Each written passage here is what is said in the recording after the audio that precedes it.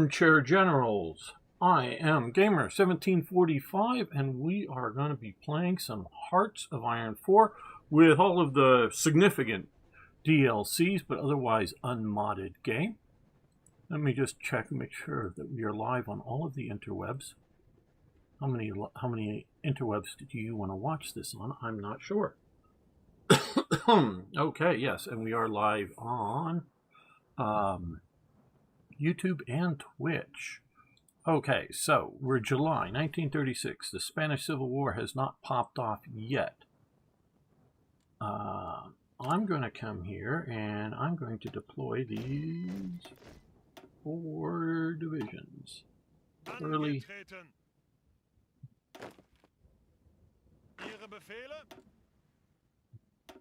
To send them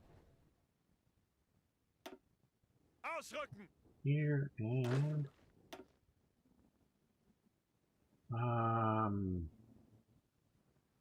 put it here.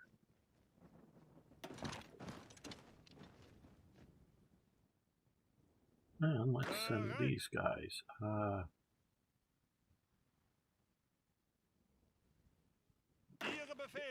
Be him.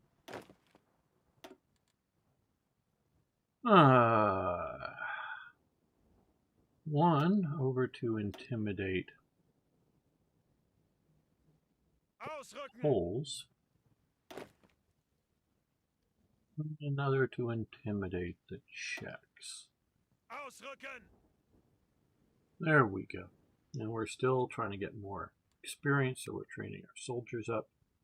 These guys will train once they are in position.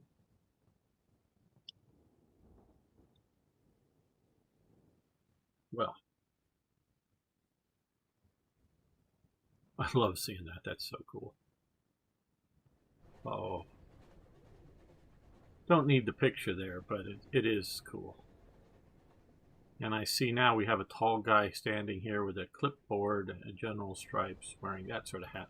Why didn't you put him in a standard officer's cap?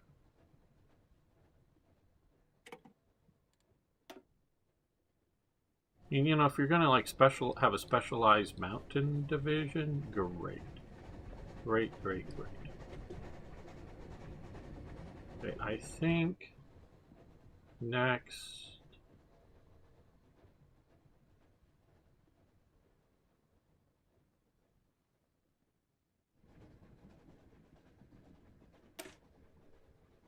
we can't, so we have to wait. Now I'm putting another Reich later. Okay, so we've got to wait a little longer since we've appointed him.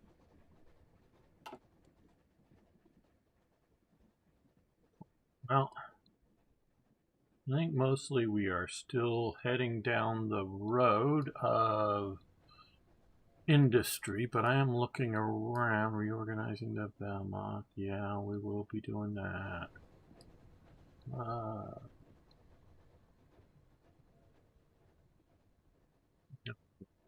Construction of the Reich Autobahn. We deal with Sweden. Establish the Reichswerk. I presume this means Reichswerk Hermann Göring, but I'm not absolutely certain.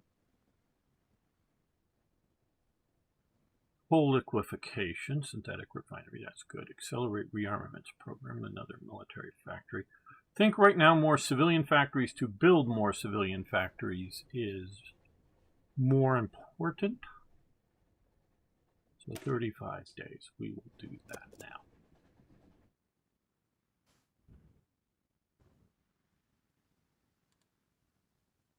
Missing equipment, transport planes and naval bombers. Well, we'll get to those. Thanks for reminding me. We're definitely producing more artillery at this time than we were in the last game. Okay, we have not, either we've gone through or not did enough of these, so we'll concentrate production to get everything out as quickly as possible.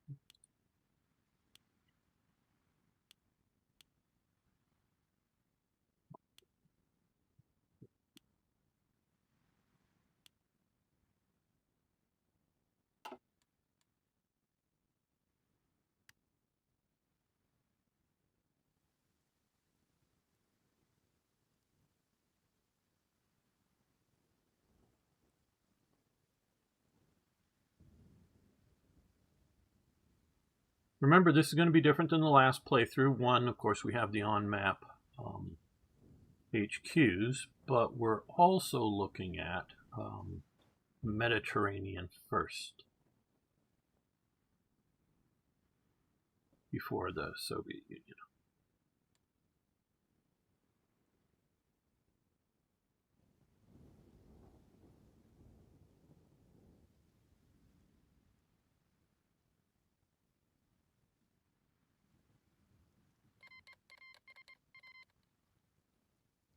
Okay, nationalists have declared war.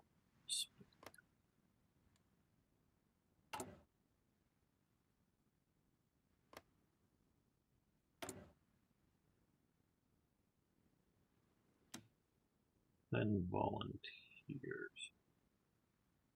Can we send this? No. I did not think we were going to be able to send all of that. So what we're going to do here is reorganize.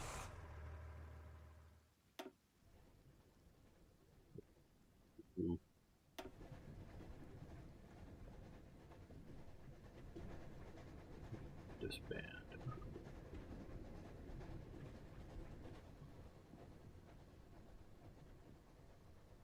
Unassign. And then we're going to unassign that one. Now let's click back down here. Then volunteers, Eric von Monstein. Still not. Didn't expect to, but I wanted to see. All right, let's get the motorized. I don't think speed is going to be the most important thing down here.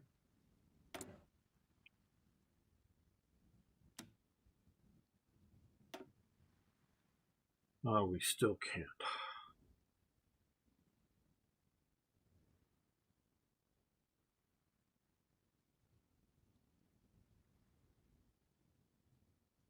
So it's counting an HQ as a division.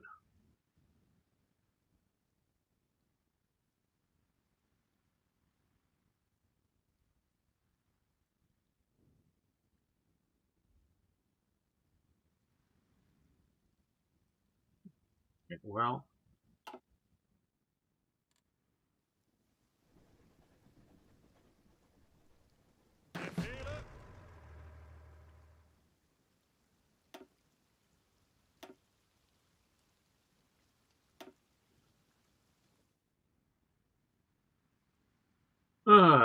that needs to be adjusted.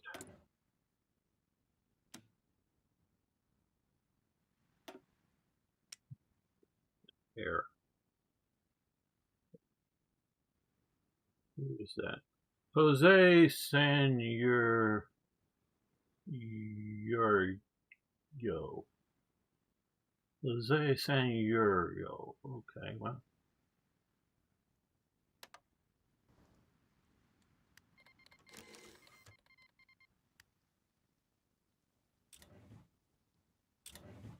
Volunteers have been accepted. Okay. We're going to head off.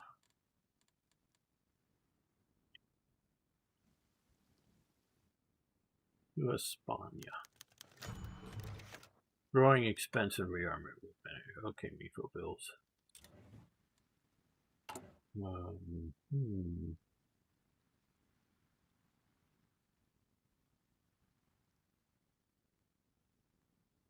Modified and brought. When selected, modified Miko bills. Consumer factory exchange.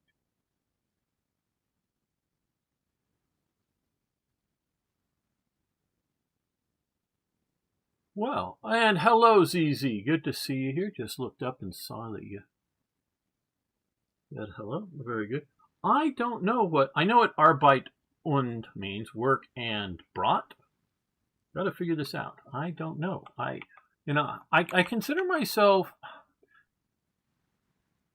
I know I'm not like the world's leading expert. God no. But I consider myself. Yeah, something of an expert on the National Socialist regime. And I've looked fairly deeply into it. Yeah.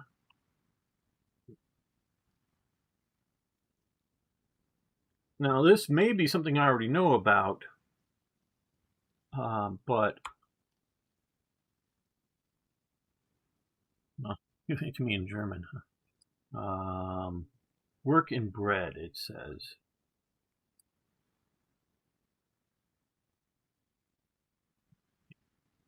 That comes up with here. Okay, let's see what it says. Arbeit und Brot, work and bread campaign was prominent political propaganda initiative by the NSDAP during the Weimar Republic elections of 1932, most notably the Reichstag campaign. Target audience aimed heavily at Germany's working class, the unemployed, and struggling middle class. Economic capitalization capitalized on widespread starvation, hyperinflation. Okay, so this is a bit out of my normal study research. This is prior to Spearhead by figureheads by Rudolf or Joseph Goebbels and Rudolf Hess. The campaign relied on stark minimalist posters, mass rallies, political impact. Okay. All right. Just hadn't specifically heard this. Work and bread. Hey, Toy Jet, how you doing, my friend?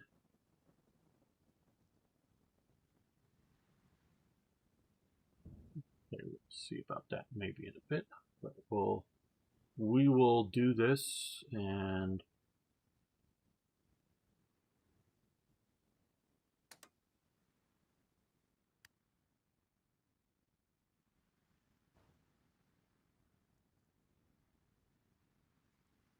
I'm going to look a little bit more into that campaign. Well enough. Coming down with a cold. Oh, sorry to hear that. Well, let's see. I woke up at about 4 a.m. Started getting ready this morning. Went at about 6:45 a.m. to go shooting. The new gun that I hadn't shot, it's not much of a new gun, but it was new to me. It's what is either known as a FN 1903 or a Husqvarna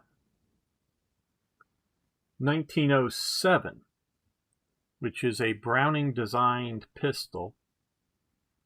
Fairly biggish one for the day, originally calibered in 9mm Browning long, though it had been with a new barrel replaced to 380. And man, that thing was accurate. I was shooting really small, tight groups, so I was really pleased by it. Okay, construction research is finished here. So yeah, that was fun for me to do today. Okay. So we're going to do this, which will resource gain efficiency plus 10% and coal gain efficiency plus 5%. That was my fun thing, but yeah, I'm doing good. But I am sorry to hear about your cold. Hopefully it's not going to be too bad. I will give medical advice, simple medical advice here. I really like taking Cold Ease. It's a sort of a zinc-based, mostly I think, well, it may come in a powder, but there's like a lozenge that you suck on.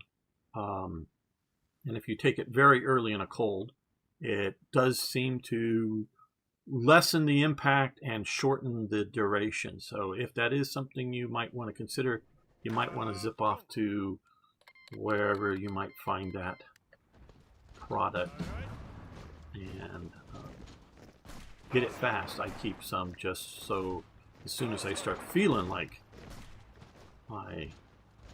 getting a cold. Always Germany 1936. Hello, PJK. Jay? Yeah, well, we're in 1936 again.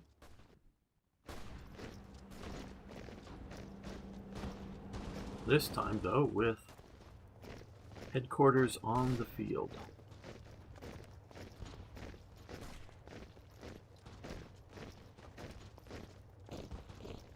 Yes, time loop. Yeah, that could account for it.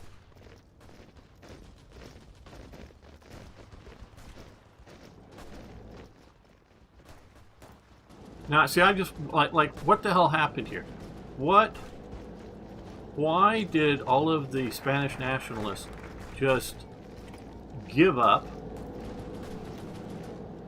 and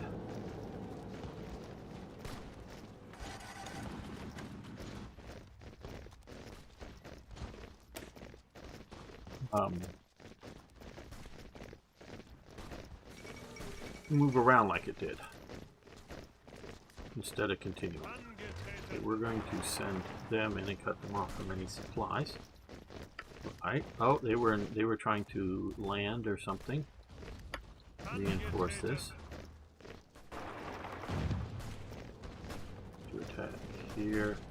So I want to look. Okay, von Manstein's in charge. His forces are still in reserve.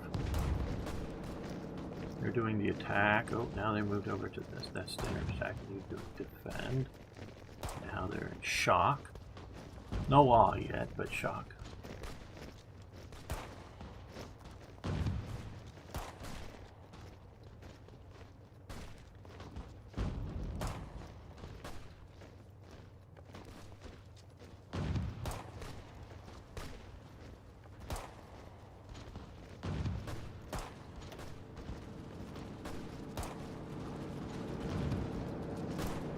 Okay, now we're getting the guys sort of running in and stopping and shooting his little 32 caliber pistol. How interesting.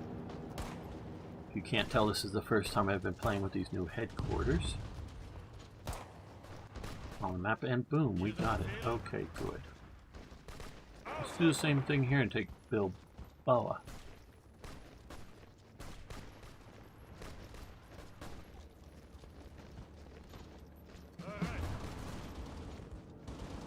Headquarters is moving faster than the standard division.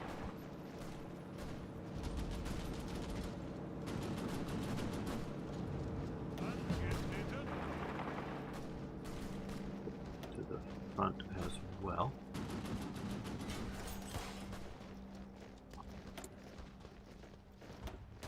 We can build more factories.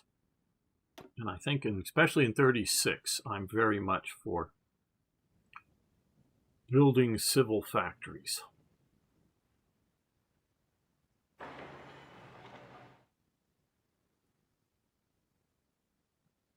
There are good reasons to build other things, you know, military factories or air defenses or something, but I really think it's best in this game to build those as early as you can. Because it is very good, of course, and that's some of the reason, to try to stockpile as well as fill gaps in needed equipment. Keep pushing, keep pushing, keep pushing. The train, like, okay, we are attacking the mountains.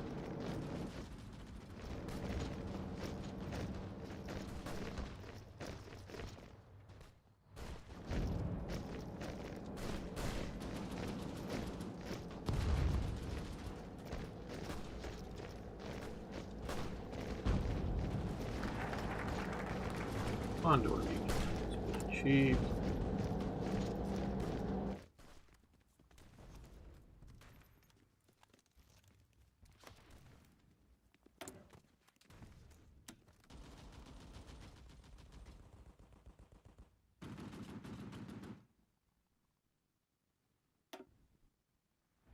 We can send another.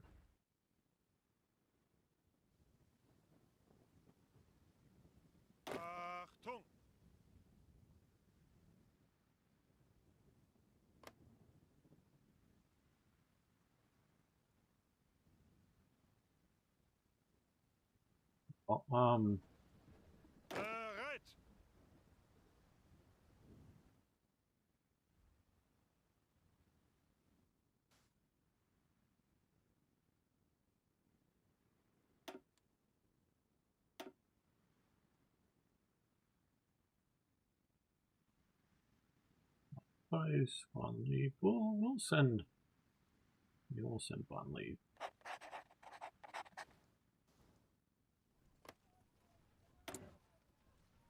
Maybe I should have waited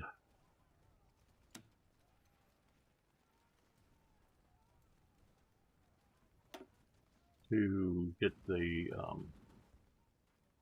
limited to by 4 of your divisions. Okay, so back. What we're going to also grab here is add him.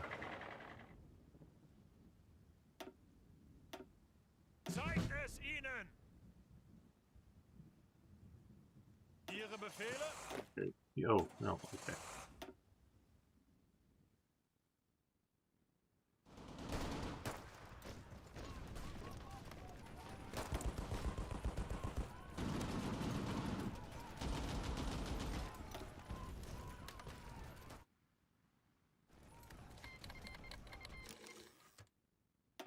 And now we have that. Not been enough days yet.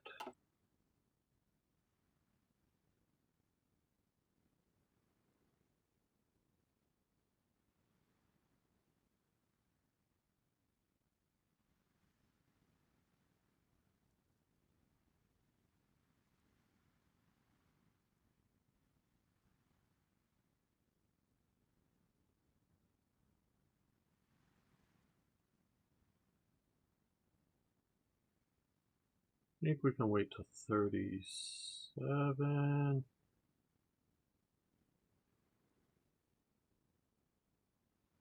Billion factories, that's what we're looking to do. So let's build the Reich Autobahn. And dispersed industry has improved. Okay.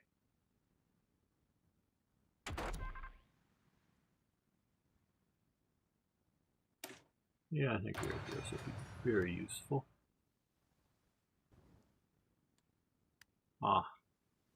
Well, that's another thing. We do have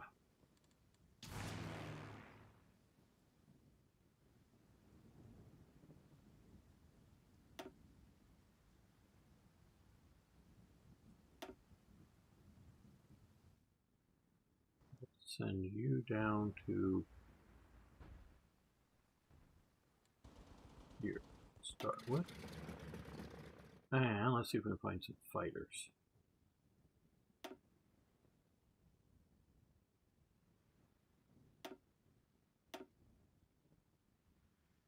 Okay.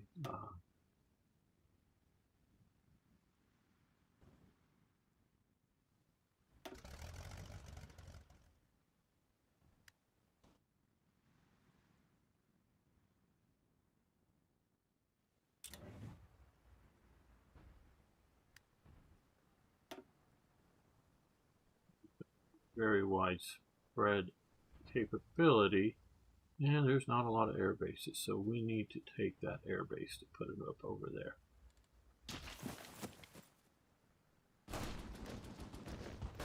And we're lucky we're already fighting for it.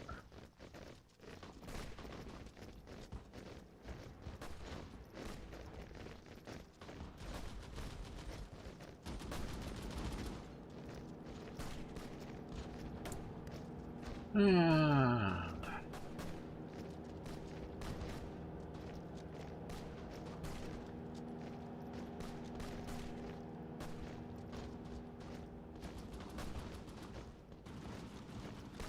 I think we're going to go with production efficiency cap here at the start.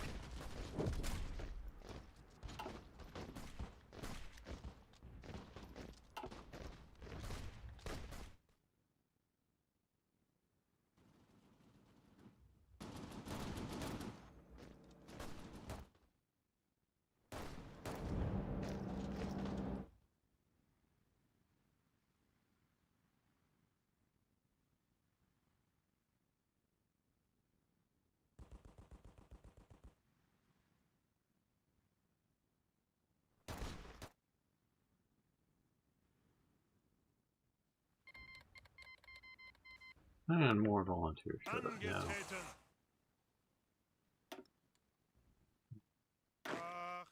going to do that. You will be... no, yes, we don't have any orders, so they can all be lost.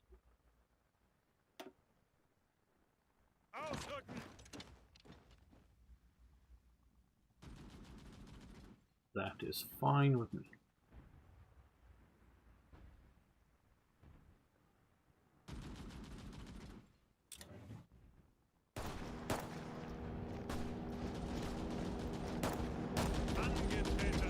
These guys up that way. These guys over here.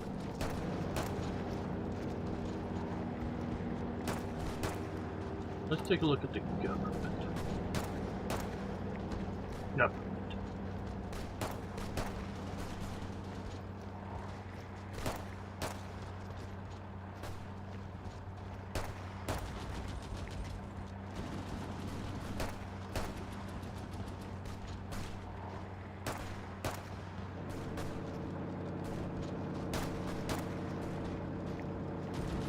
He's gonna go buy cinnamon. I don't want to waste the points.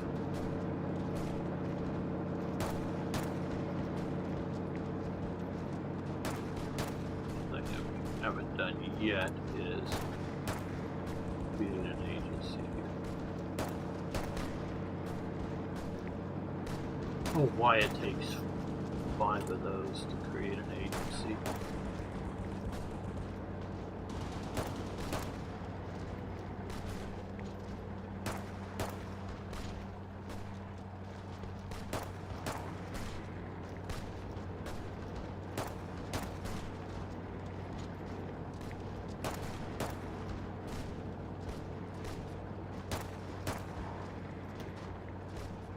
We'll do that. Maybe. Help us get them.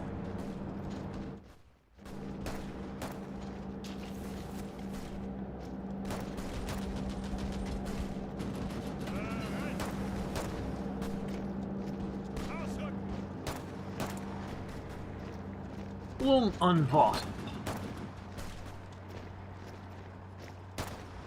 Ships, submarines, and aircraft.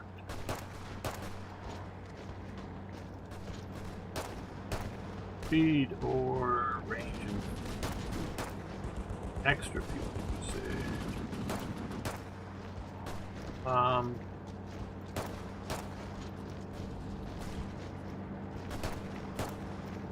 We can regain that fuel usage there. Okay, we'll do range. Speed? Oh, too late. Sorry. Maybe I should have done speed. I was thinking of U-boats. Always speed for the Navy. Well, give me a fast ship before I go into harm's way. If that's not exact quote, it's pretty close. Can anybody say who I'm quoting?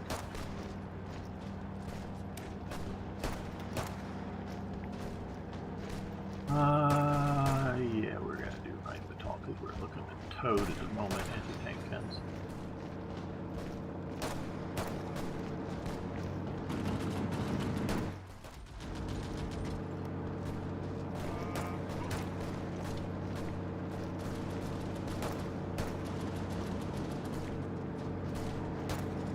Nobody knows the quote? Boy. Thought Toyjet might, because he's a naval fan. Don't know any if we have other naval fans here.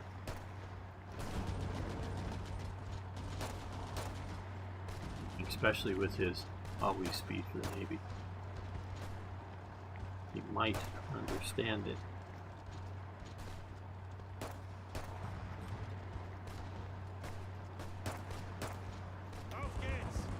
You stop attacking. Maybe I'd get you reorganized up. Is he still the... yeah, Monstein is still the general. Got one German division infantry in there. Looks like it's providing some boost.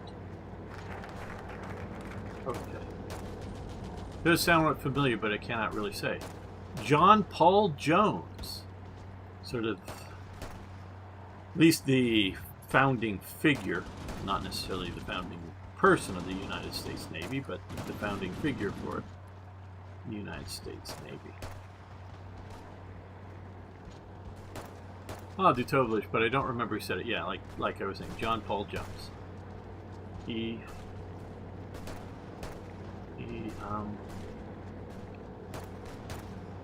had a very interesting career. Okay, 70 days, 35 days. This is great. It gives me 2 more slots, but plus civilian factories adds a dam, which dam state modifiers more better there. But here, just in 35 days, I'll get 2 more civ factories. So we're going to do Volkswagen.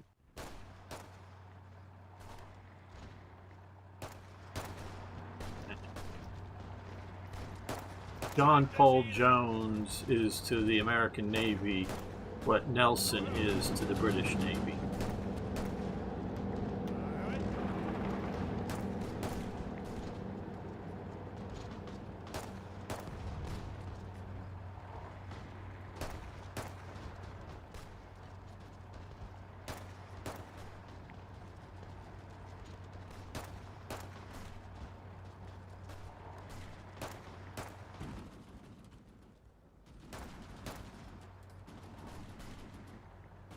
I don't know who the main strategist is for the British Navy.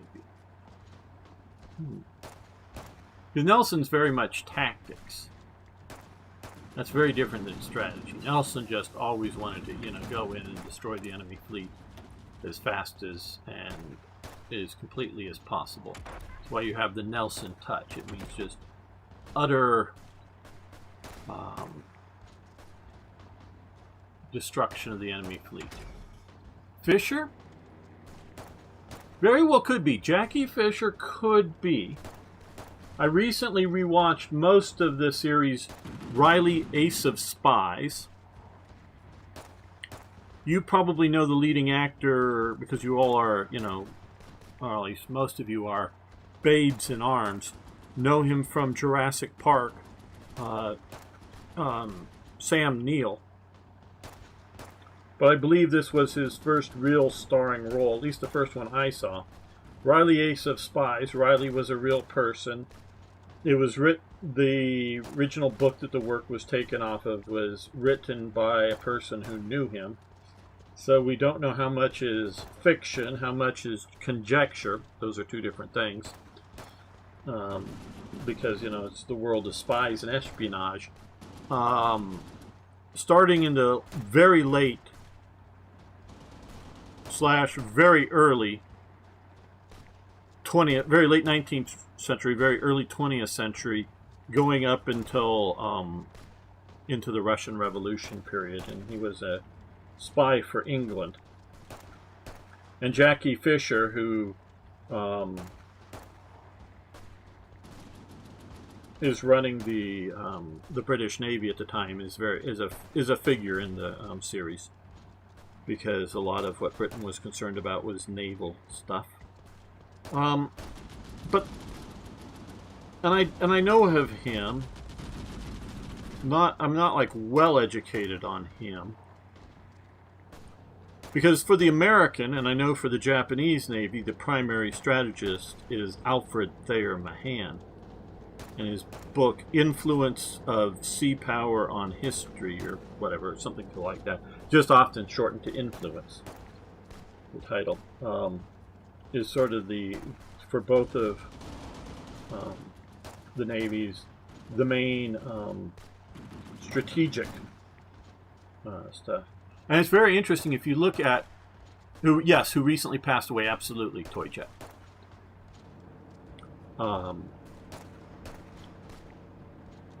You look at, again, it's the teacher, author, Sarah Payne, recently pointed out in one of her talks on YouTube, if you're interested in that kind of stuff, how most Japanese military books just dealt with deportment.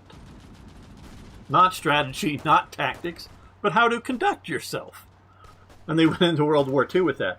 But the Navy, who did also read books on deportment, you know, honor, courage, and how to, you know, behave in such, you know, in the, you know, the manners of it, very much studied Alfred Thayer Mahan.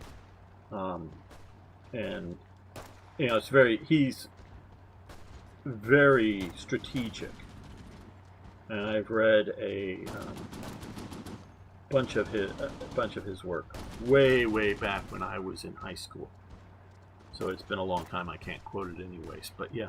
So yeah, no, Jackie Fisher is. Now I think a lot, you know.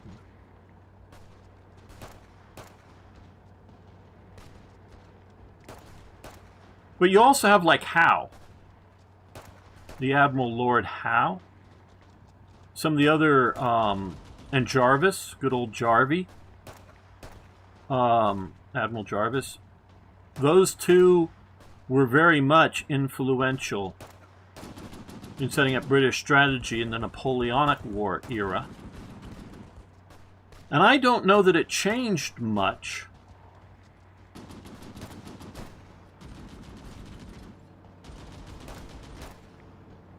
going into, you know, World War II or World War I, the overall strategies. Obviously, tactics changed, and you know, yes, you know, in Alfred Thayer Mahan's, they look at the Battle of Salamis. One of two, you know, the old saying is, and it's very correct, no plan survives contact with the enemy. I know of two plans that did: the Battle of Salamis and the Battle of Cannae. All of you should know what I'm talking about. If you don't, Google and learn those two battles. I mean, you don't have to like learn every maneuver within them. Just know the Wikipedia entry. If you're at all interested in military history and military things, you should know Cannae and Salamis. Salamis was a naval battle. That's why it's come up. Cannae was not. So, yeah. Salamis did battle plan survive contact with the enemy and worked out very well. And you can look at that, and definitely, you know, crossing the T. If you know naval warfare, you know what that is. But even if you're not a naval warfare aficionado, you should know the battle. You know, if you're at all if you're all interested in military things, not that you got to be the great military historian or you know, a naval guy or an army guy or an air guy or whatever. Just you're a Western person and you're interested in things military, you should know Salamis and Cannae. Those are two battles you should know. Just know, people. So says Gamer. 1745. Okay, we're going to... Oh, that's a little too far in advance. We could do this. Basic armor protection. Oh, we got a bunch of choices here. Hellcat. Porsche, man.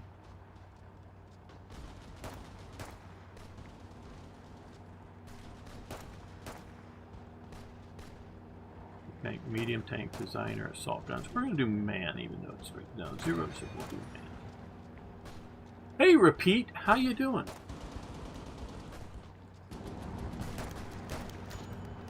Switzerland decides to continue with the trial of Gustav's killer. Okay. I don't know if I remember seeing this in this game before. Was it up last time when I just did that? Isn't Salamis the battle where Xerxes is said to have a heart attack watching pretty much the whole Persian fleet be destroyed? Now, I don't remember anything about his heart attack, or having a heart attack. Not saying you're wrong, Toy Jet, but you definitely have the right battle and all. And totally, Dr. Clark has a good presentation on Fisher. Druck may also have one, yes. And I do, I mean, I'm Dutovlich and everyone, I totally endorse both of those gentlemen. Both of them know naval stuff infinitely more than I do. You know, I do, you know, whether you want to count me as an expert, whatever that might mean, definitely I know more than 99.9% of the population in the Western world. Who cares about the rest of the world? About like National Socialist Germany and the details of that. No, that still leaves, you know, 1 million or more people that could know more than I do. So I'm not claiming some like super perfect knowledge by any means on like that topic. But I do count myself as very knowledgeable or an expert on that. I count myself somewhat knowledgeable on naval stuff, somewhat, not great, but both Drock and Dr. Clark, I consume some of their stuff. Dr. Clark puts out lots of, including talks, and, you know, live stream talks and whatnot. I just don't consume the majority of his stuff. I consume a considerable amount of Drock Chinafil's stuff, yeah, and so totally endorse watching those guys, and any informed disputes I may have with any of them anywhere in it are just quibbles at best. You know, where I think I might be informed on something that I might go, I have a different opinion, or something, but they would just be quibbles. They're both excellent. And is there? I'm trying to think. I think there's another guy out there, but oh yeah. For more modern stuff, I forget the guy's name, but sort of goes by Subbrief. He's a former submariner, sonar technician, but he is a continuing consultant to the submarine industry, as far as I understand. But he looks at, you know, other current, you know, going back a little ways, but current ship types as well, and he has to be very careful on what he says on some subjects because he still maintains a security clearance, as well as, you know, not supposed, you know, from the time when he was in the Navy, that has to be very careful on that subject. So, yes, okay, yeah, Toy Jet, yeah, Subbriefs, Jive Turkey, yeah. Well, I don't think I know Jive Turkey, if that's something different. I do of sort Subbrief. So, oh, and yeah, Subbrief does do gameplay at times too. So he has to be, you know, it's like when you know a few things, you have to be careful about sometimes when you talk about them. And so, yeah, so not that Subbrief doesn't, you know about stuff outside of his area of focus. He very well might, but he doesn't have the same scope as Dr. Clark or Drock Chinafil. Toyjet, when you come to visit, you're going to enjoy looking at my. You won't have time to read it, yeah, but you'll enjoy looking at and reading a bit of my naval history library. It mostly focuses on the sort of second half of the 18th century, sort of the the American Revolution, War for Independence, through to the end of the Napoleonic Wars. Do have stuff outside of it, most assuredly, and also a lot of historical fiction. So you'll enjoy at least looking through it. Not that you'll necessarily whether have time or want to read everything or read much of it, I don't know, but you'll enjoy that. So yeah, so I'd have to also Lord Howe and Jarvis would have to throw them in as strategic thinkers for British naval strategy. British naval strategy now, of course, is we have a navy? Really? You sure? I mean, that's their, Okay, we're going to get to this. This, again, I don't remember seeing this in the last playthrough, but I know a bit about it. We're going to read what's here and then maybe comment on it. Authorities in Switzerland have announced that David Frankfurter, yes, that's his name, who confessed to the killing of the Nazi Party foreign organization in Davos, will have a fair and balanced trial under Graubinder law like any other murder case. Considering Gustloff was an officer of the Nazi Party and our influence on the defenseless neighbor, I don't think they were defenseless, we could send a lawyer to represent Gustloff's widow and push for our ideal outcome. This way we can ensure his punishment is befitting his crime. Speaking more pragmatically, this could also force the Swiss Confederation to take a side, finally breaking that flimsy facade of neutrality they always like to boast about. Get German push for harsh sentence on David Frankfurter. No need to interfere. Okay. I have strong feelings about this case and what David Frankfurter did. The event has been in the game for a little while back now, but you were probably playing on rollback versions previously, where in which case it might not have been there. Yes, I think you're right about that, Toyjet. David Frankfurter, as you might guess, is a Jew. Wilhelm Gustloff was a dual citizen, both Swiss and German citizenship, going back however far, meaning he was a... I don't quite know why he had dual citizenship, but he had dual citizenship.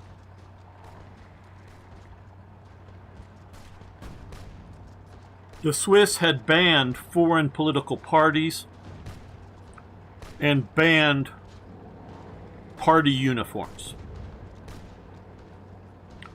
So the Nazis did establish a localized, and there were actually several smaller ones too, because there was partially because Gustloff is killed, it's sort of fractionalized, different, power struggles within the party kind of thing. No real good, strong leaders, if you will.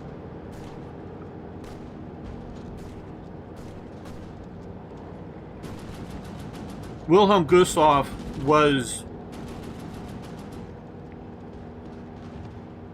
in charge of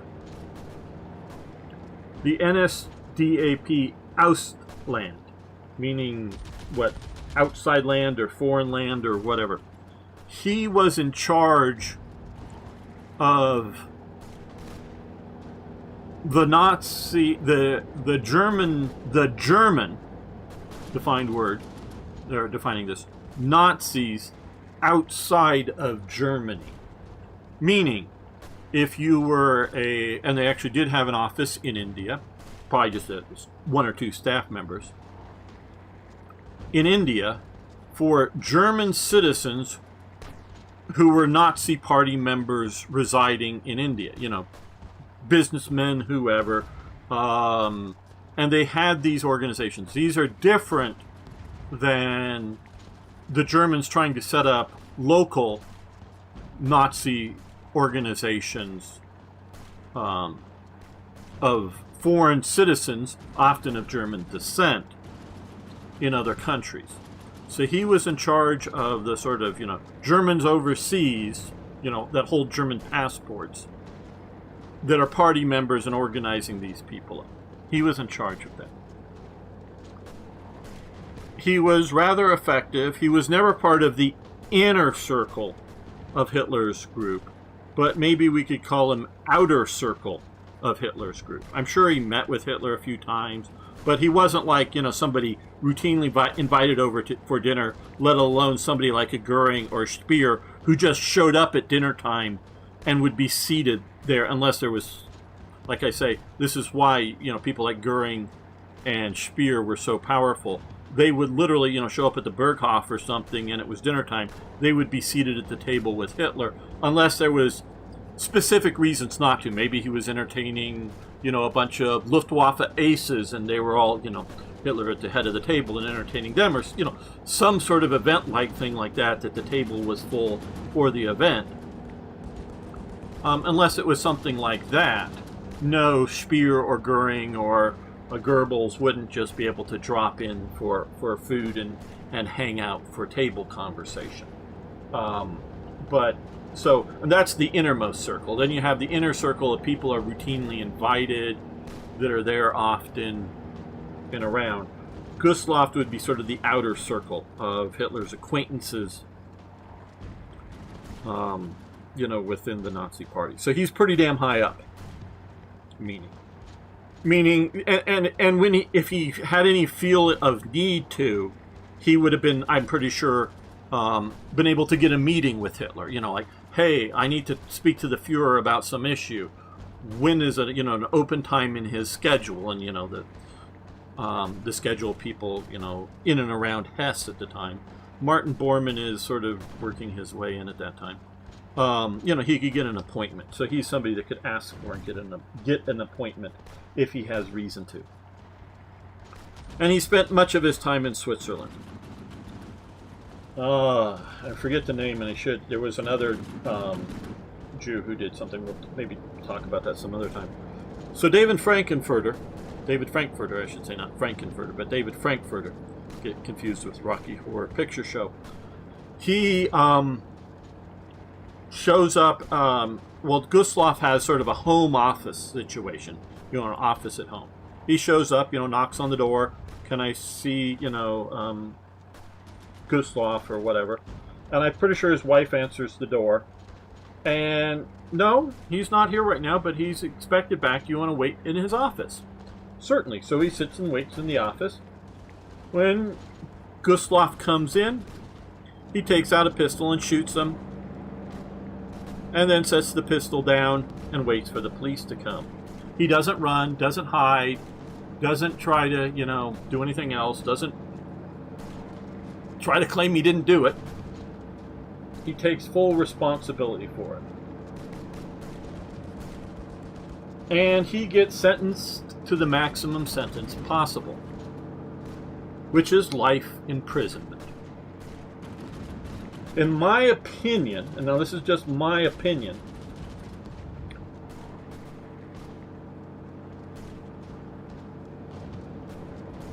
he saves Switzerland from having to be in World War II, having to fight in World War II.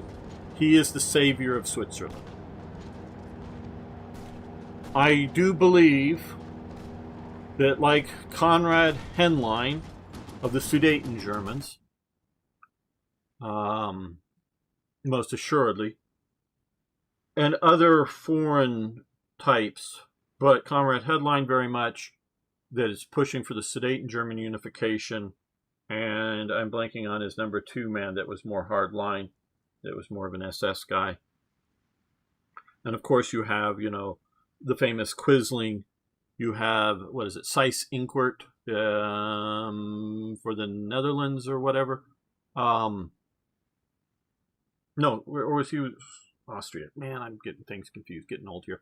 But he, by his, I think he would have pushed the Germans, Hitler, etc., whatever, into taking Switzerland.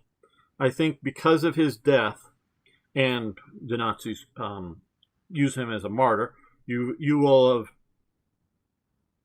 have probably heard of the cruise ship. To my knowledge, the first cruise ship ever made, cruise liner, the Wilhelm Gustloff. I could be wrong on the first. That is the first one, but it is one of the very early cruise liners ever made. And a cruise liner is different than an ocean liner. An ocean liner is like designed to go from, say, France to America and back, right? So it takes one set of passengers, drops off, picks up a different set of passengers, brings them back. A cruise liner is something designed to, like, leave Germany with one set of passengers. Oh, we'll stop in France, we'll stop in Spain. Oh, we'll stop in Portugal, we'll stop in Spain again. Maybe go down and stop in Morocco. And then we'll head back to Germany, all with the same set of passengers. That's a cruise line ship in that you normally end and start in the same port with the same set of passengers versus loading a bunch of passengers and taking them from point A to point B. That's sort of the distinction here. Messert was it? Oh, thank you, Repeat. You're right. Okay, thank you. Yes. I get confused. Just so many things. Zeissing were Austrian and Messert was Dutch. And then you have the, what is it? The monocle guy, the Belgian, that survived World War II and was around for years after that. But yeah, so without that person leading, oh, and also you have the Wilhelm Gustloff works get named after him after his death. Them starting out, it was Simpson and Company was the armament company that was at the heart, and it go because it's Simpson and Co. was the name. It was a Jewish-owned arms firm, the smallest of the big arms firms in Germany, that gets nationalized, and the family does escape. They all get out before the regime gets too bad. They just once their factory's done, they get out of Germany, and they all survive the war. They were smart. They realized what was coming. They weren't denying the realities that were coming. They get out. That's renamed to something, and then after Gustloff's death, it gets renamed to the Gustloff Works. That may be what, well, we're already on KDF Factory, but it may be what some of this. I'm not sure if this Reich is this Reichswehr Göring. I probably am presuming, but I don't know what they're talking for sure about. So I really believe that killing of Gustloff means that Switzerland is not being pushed in front of Hitler to do something about. I'm sure because, again, I have studied the man, I've studied the movement. There were people within the movement like Himmler that wanted to have where pan-Aryanists would be. All of the acceptable Aryan people should be brought under one unified government, which I would think includes, for some reason, they want to put the Celts in with their version of Aryans. So that would be the Irish and the Scottish and whatnot. And a lot of the English are still Celts, and the Welsh, of course, are Celts. Definitely the Anglo-Saxons would be, Aryans, because they're Germanic peoples. But all of those peoples, all of like the Dutch and the Flemish, and of course the Scandinavians, all of them be brought in as part of Pan-Aryanism. And also, particularly under Himmler's view, is that he wanted that group to rule over subject peoples. Definitely have exclusive breeding control. Don't interbreed with any other people, but rule over other peoples as they are your peasants. Hitler is an exclusivist. No, I'm not saying that well. But he wanted things to be exclusively German. He comes out of Austria, which in a way is sort of Hitler or Himmler's model. Hitler hates the Austrian Empire with a passion, hates the Habsburgs with a passion. He confiscates everywhere he can Habsburg properties, where he gives Hohenzollerns allowances, gives them payments and whatnot. So, and because he sees the Hohenzollerns, the German Kaisers, as opposed to the Austrian Kaisers, He actually throws a few Habsburg peoples and some some of the royalties into concentration camps. I think a few die there. Not the main, the one that died just a few years ago. But I keep blanking on names. So Hitler wants, I should specify, he wants an exclusive German Reich that only Germans and Germanness. I think mostly they think Czech or Bohemians are genetically sort of German or Germanic, but they're culturally different. They speak a different language, but they're not like super alien. There's definitely the push to Germanify these people within the German Reich. So there are divides within the movement, within the party.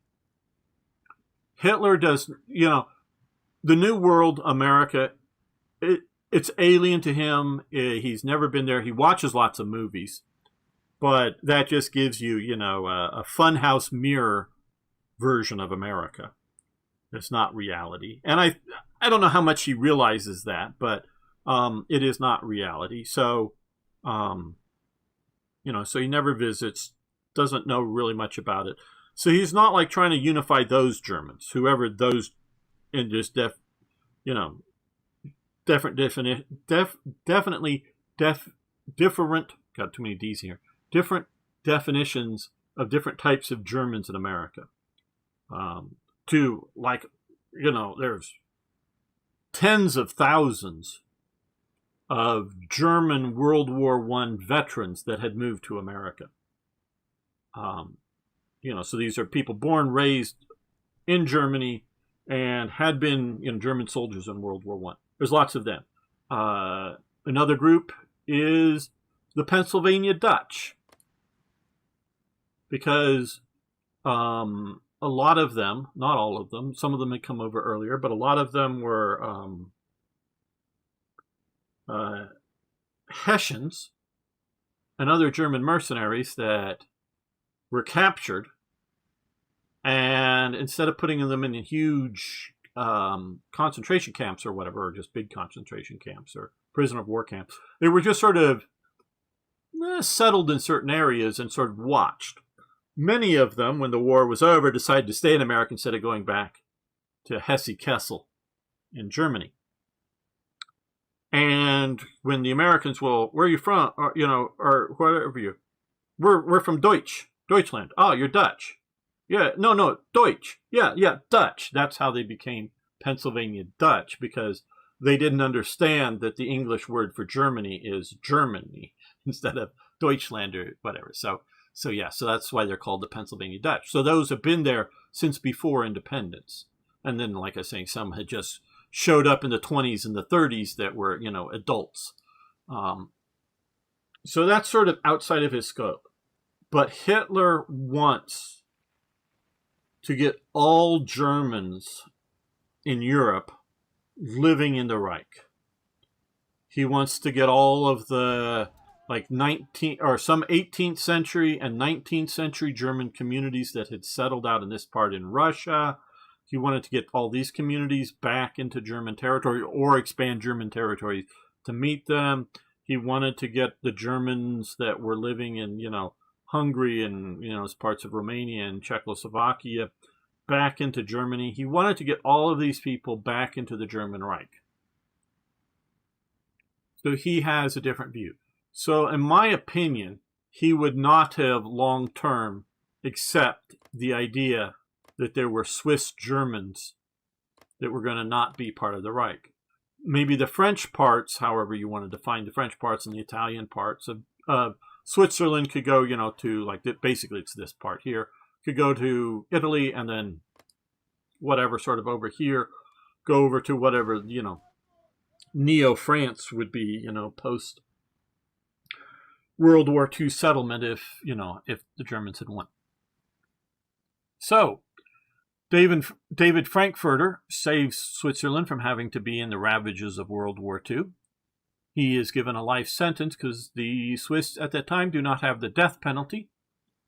In 1945, I believe a short while before Germany surrenders, he's let out of prison and commuted. Because the Swiss realized what was happening, and the only reason they put him in prison was because if they didn't, they might feel harsh, up to invasion, harsh reactions by the Germans. So I'm not even sure if they really wait until Germany to finally be defeated. They let him out of prison, and then he emigrates to what becomes Israel and lives the rest of his life out to be a rather old guy. So that's the story, and I like telling it whenever I can, of David Frankfurter. So we're just going to do no need. I'm going to sort of do what was historical. I don't know if they sent I don't know of them sending a, attorney to sort of, push their...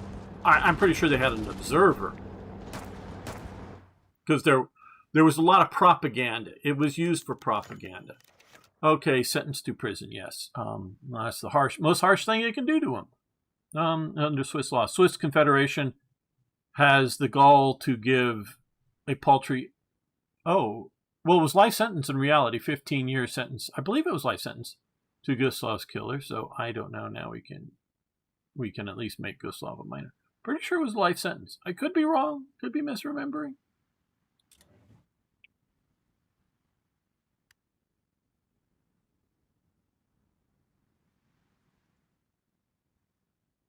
I think there's only one.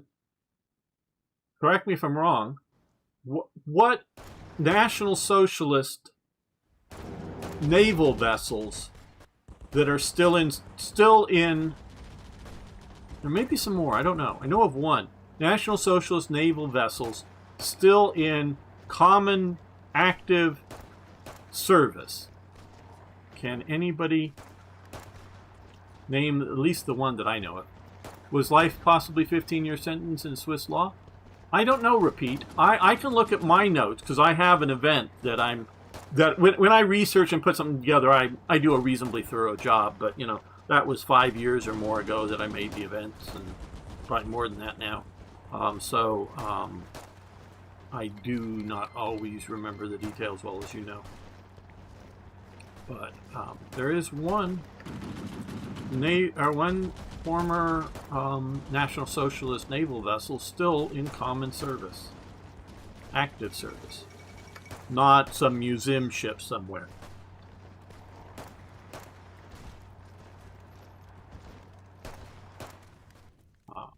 So we have our air power down here now. These guys are just too far away, and there's just not enough air bases.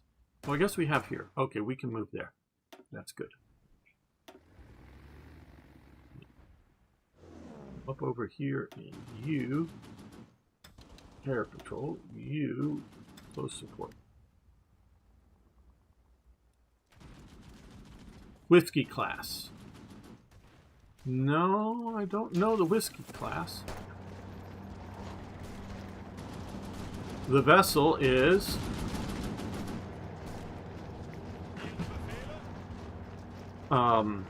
again, I had it on, I knew it, not just on the,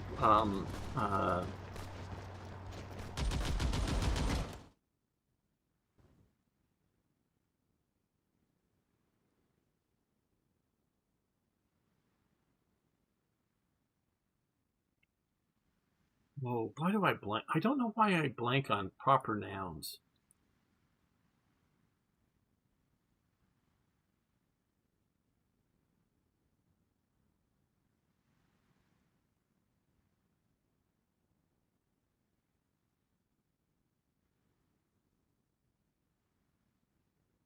Horse vessel. It's the horse vessel. It's still in service.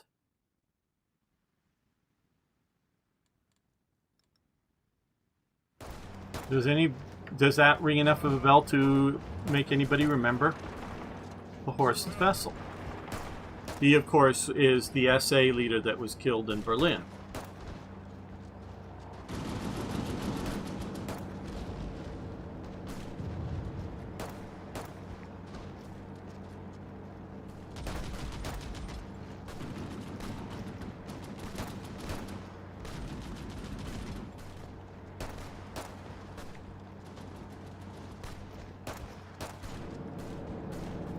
Okay, well, I'm giving you a chance to answer. The horse vessel is known as the USS Eagle. It is the main training ship for the USS Coast Guard. So it is still an active duty service. Yeah, okay, oh, toy jet, maybe, yes. Training ship, yes. Yes, it's a sail training ship. And that's what it was built as. I mean, it was built, you know, in the 30s. 14 days. Completion time. We not been 175 days. Okay, well. So I want to get the next one in. I think we need the anti-combat back. So yes, it is a sail vessel. It is a civilian train, or not a civilian, but a cadet training vessel. And it's still very much active. It isn't like, you know, some, you know, because we have the USS Constitution, I believe, the old Ironsides. It's still considered an active service. We still have an official captain for it. It got to sea, not on the 4th of July, but on that weekend, I believe. You know, and it's an old Napoleonic era sailing vessel, unlike the HMS Victory, which is not in active commission, does not have a naval captain. So, but that's just, you know, a pure, you know, relic ship that does get out to sea once in a while. The horse vessel, or the USS Eagle, is very much still. Okay, we don't really need that. We don't want to do that. Military factory, which will get us this and these military stuff, but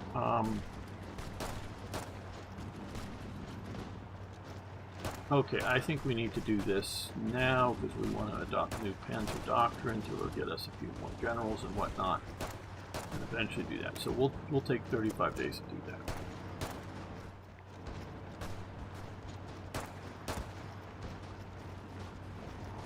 It just to me is interesting. All the old relics of history, they're still around.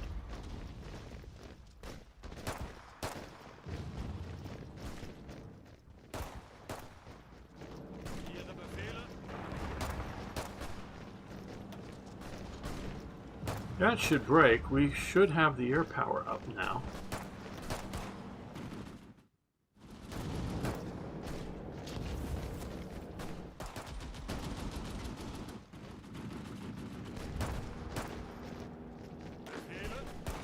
You attack there. I think we have enough attacking here. They will break at some point. Ethiopia has capitulated.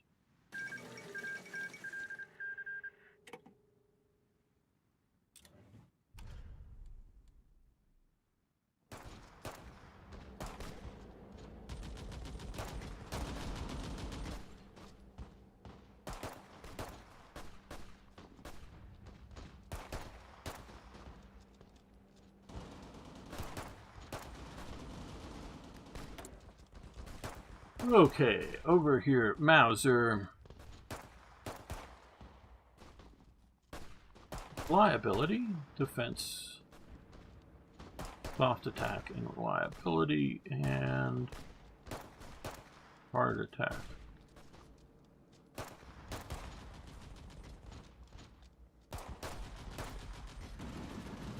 Production output. We want to increase production output. Efficiency gain. So I think we need to start doing some of that. We'll do that.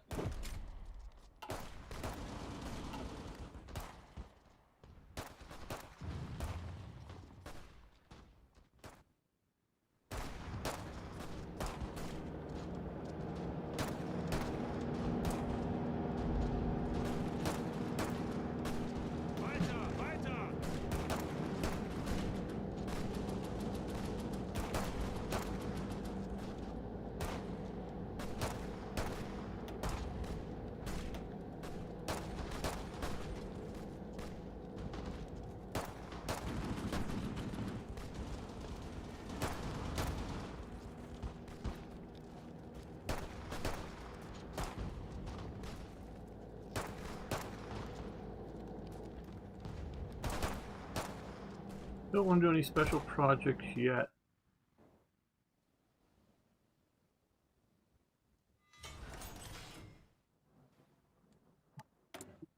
Construction, though.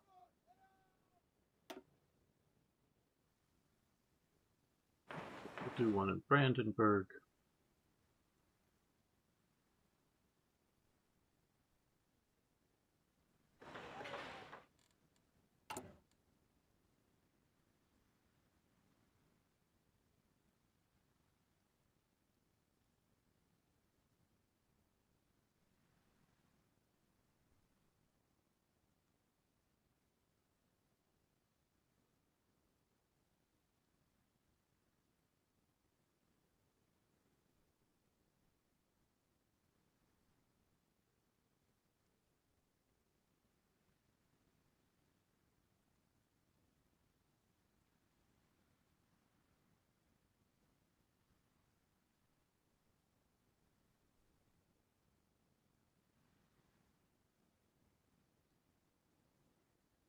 No, we don't want to lose potential alliance with Hungary, that's for sure.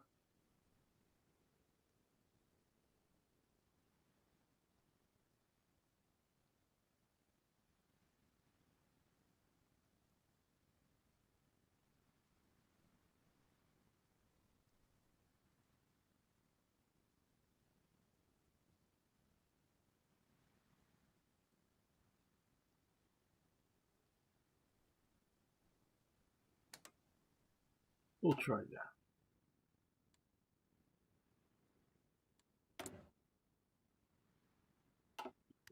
Cancellation ability.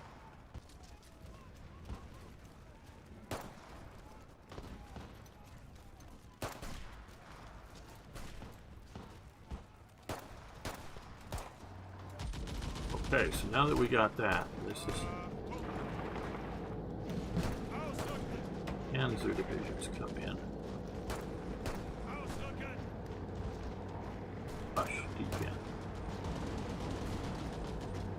These guys can get organized and dug in. We'll hopefully overrun them.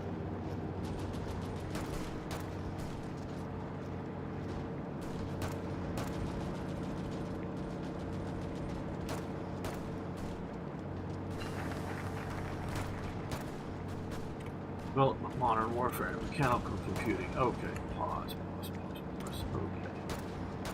Now back on Henschel here.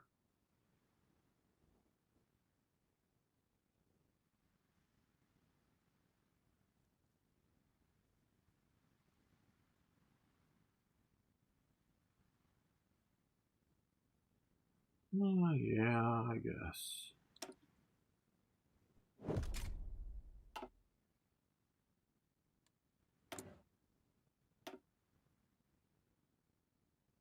Okay, now that we're almost to 37, we will do this. Oh no, we'll wait a day. We'll wait a day. But here, have we done enough waiting time in between? Yes. Okay, now we're going to do tote. Tote. Good day. 2 days or whatever, but get through first. Oh. There we go.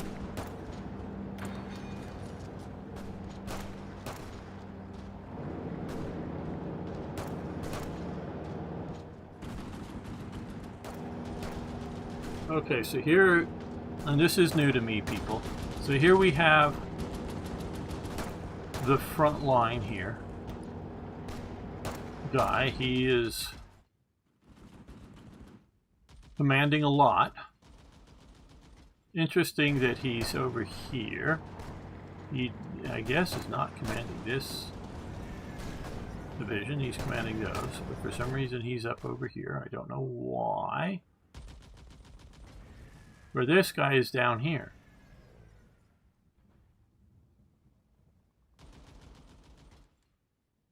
I do understand, I'm not going to say like I know for sure, but I do understand that the closer you are to the units, or some variation thereof, You know, not, I mean, there may be like, you know, at some point it may not matter anymore. Some points, you know, so once you get far enough away, it's the penalties don't go away. So I don't, and so this is the problem that both Paradox had for the AI generals,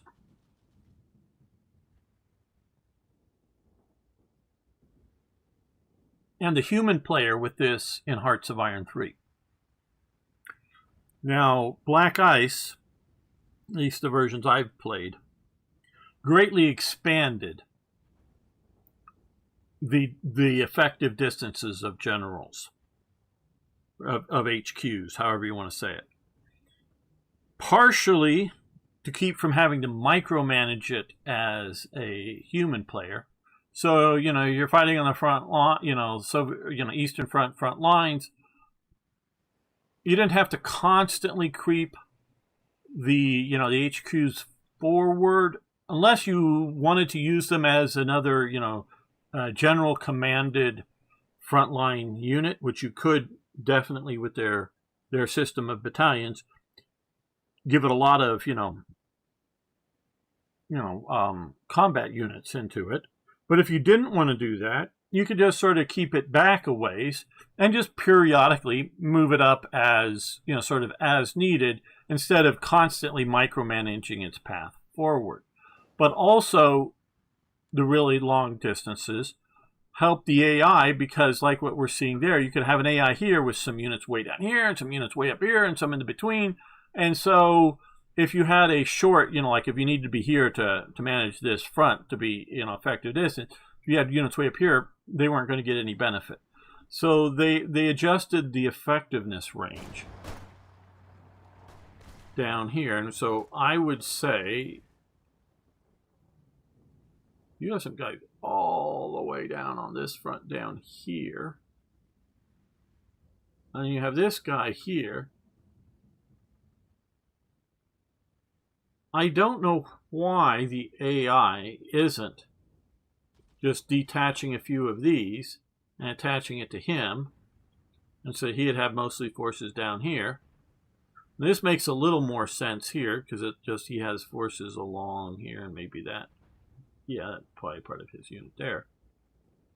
Here, if they were, just more forces over here, it would make lots of sense,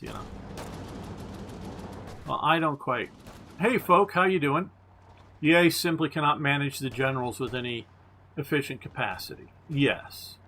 The HQ works like Hoi 3, how retro. Which I'm glad for, quite honestly. I don't know how I just haven't paid attention, people. I don't know how modable it is. Can we, because, with this with 24, it's obviously an army command. With this being, army group. I don't know if it's possible to add in a core command and then, of course, divisions. And then I really, really wish you could go in here and have these guys separate. I once drew up, years ago now, and it would be very simple with even the simplistic AI available, even probably Hearts of Iron 3, but if you wanted to put it into that game, or this game, it was just a check. Is this an infantry division? Well, does he have infantry officer traits? Is this, yes, no kind of thing? And it was just sort of on a yes, no program base, not on any real program language. That you could assign based on traits, based on some skill levels, divisions that made commands that made sense. So if you had and give traits to temporary units. I'm like these things, So like hey, it's an armored division. It has this battalion. This has enough armored battalions to consider putting an armored division commander in charge of it. Just match that up. If it's enough mountain, obviously you can have a screwy division that has leg infantry, some mountain troops, an amphibious battalion, for equivalent of Marines of some sort, and make a, higgly-piggly all-over division that you'd still give some sort of priority to some of these things to assign a commander that, depends on what you're doing with it. Sort of like if you're going to have an armored unit attached, as part of a Marine division for the Pacific campaign, you just went armored punch for, island invasions. They're still going to have the weight of needing to transport a bunch of tanks. But you're not worried about a motorized, fast-moving across continents type division. Yeah, but, if you're playing the Americans, you can have a Marine division commander trait and, a Marine, or, amphibious type brigades, and try to AI match it up so that this here doesn't need to be micromanaged. I understand why 9 out of 10 players do not want to micromanage their division commanders. They might want, a couple of historic commanders in historic divisions that they personally sort of know of World War II, but that's just going to be a handful of cases. I'm somewhere between that and wanting to micromanage everything to have their, historical division commander everywhere or something. Somewhere in the middle. But it would not be hard to free these up as division level generals that you can, like here, but promote. But you could swap out and have them tailored to the divisions, but have it AI so that it's not a pain in the ass to use. It's only the micromanagers would ever have to really touch it. And yeah, again, if you are playing, hello, not a normal person. If you're playing, even not a complete casual game, but just sort of a standard middle of the road game. But hey, you're getting ready to, attack, where is it? Fortress Moscow or something that's heavily, fortified and whatnot. Well, you may want to make sure that the division or whatever that has some heavy fortress guns in it or heavy armor or whatever it is also, a division commander that's good at taking fortresses. So when you're, the 100+ German divisions out there, you don't really care about because more or less they've assigned a competent, by traits, commanders, and you only maybe once in a while look through some of these to promote them to corps or, army commands that, oh, hey, we need this, really, many starred, general, whatever you want to call these stars or whatever here, many, really good generals. You want to make sure that they go into the corps commands or something like that. So once in a while you scrub through to try to find people to promote, but otherwise you just sort of let the game flow. And like I say, when you get to a critical thing or you're getting ready to, besiege Gibraltar or assault Gibraltar or whatever, you make, you tweak around some divisional generals. And I think most players, well more than half, would be very comfortable with that. Not maybe their first playthrough, but their second, third, fifth, whatever playthrough of micromanaging a few generals at that level, a few generals at corps level, but allow a lot of them to just sort of kind of be auto-assigned. And this way you please everybody, or most people, without making lots of compromises that end up pleasing no one. Meaning you have the AI to handle the grunt work, the detail work, for those who don't want to deal with it. And if they ever, click on it just to see, they won't find, damn, this is the greatest mountain general ever, and he's commanding a bunch of armored troops. And then you have a armored division commander commanding, a mountain division that's, mismatched, and you're pissed now that it's mismatched. I think with a reasonable, and not even these advanced AIs, just a reasonable checklist, a comparative checklist kind of thing with a weighted system that would, like I say, prioritize certain types of divisions as certain generals. and keep certain generals away from, if you were going to have, say, a garrison type battalions that are, not motorized at all, or cheaper, set up to, hold the West Wall or the Atlantic Wall, or whatever. Well, yeah, you have those kind of things flagged so that you find generals of low skill, because they're going to mostly sit most of the war out, sit on some province, and they're speed bump divisions at best anyways, that, if you're getting ready, you think D-Day's coming, you're putting a bunch of armored divisions around, and you just want to speed bump so that the armored division can sit here and go here, or whatever, in enough time before they, successfully battle their way ashore, that you can reinforce the front.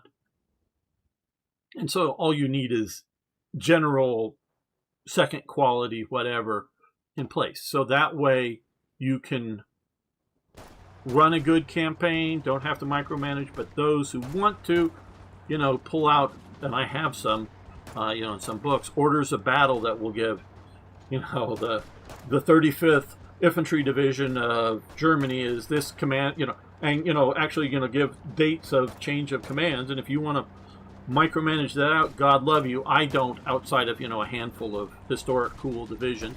Some are evil, SS divisions, but, they're still cool divisions that might want to micromanage their commanders a bit. And so that's how I would organize this up and try to please everybody without trying to make something that displeases as much as it pleases. Okay, let's see what the normal person is saying. I am struggling to get rid of Britain's navy. Yeah, that's hard. Right now, I have around 1K naval bombers. They should do the job.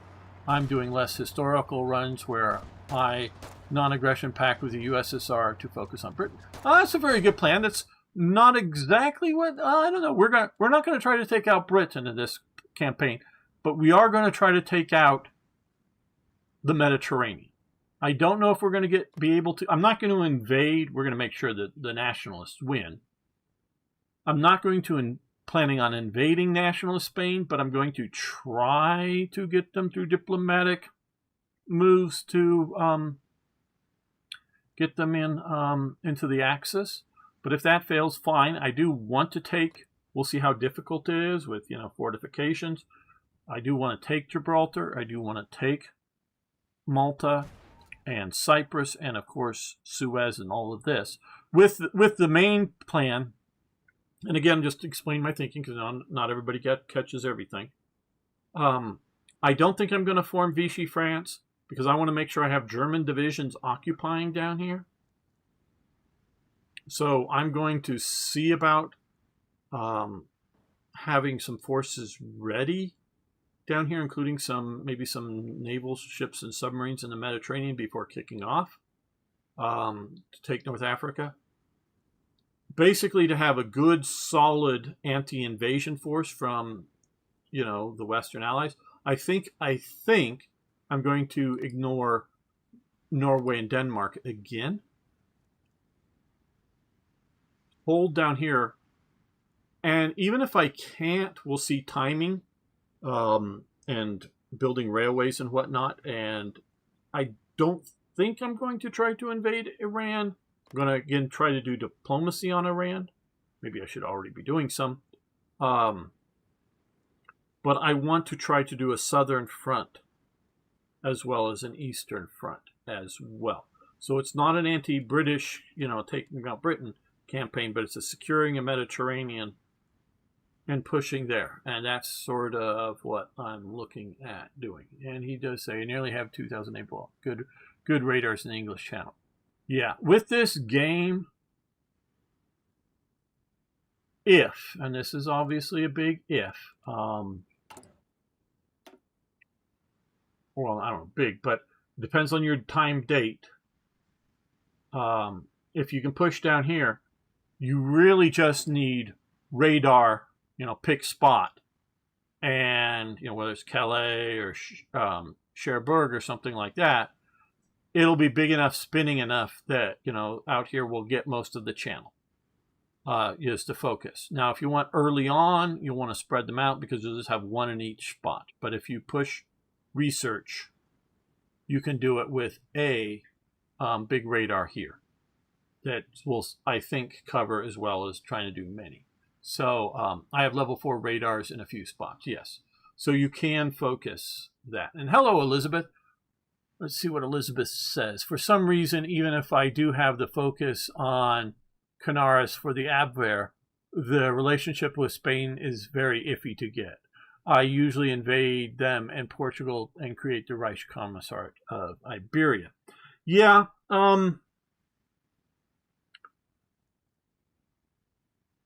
historically, I'm going to say this. I'm a big admirer of Franco.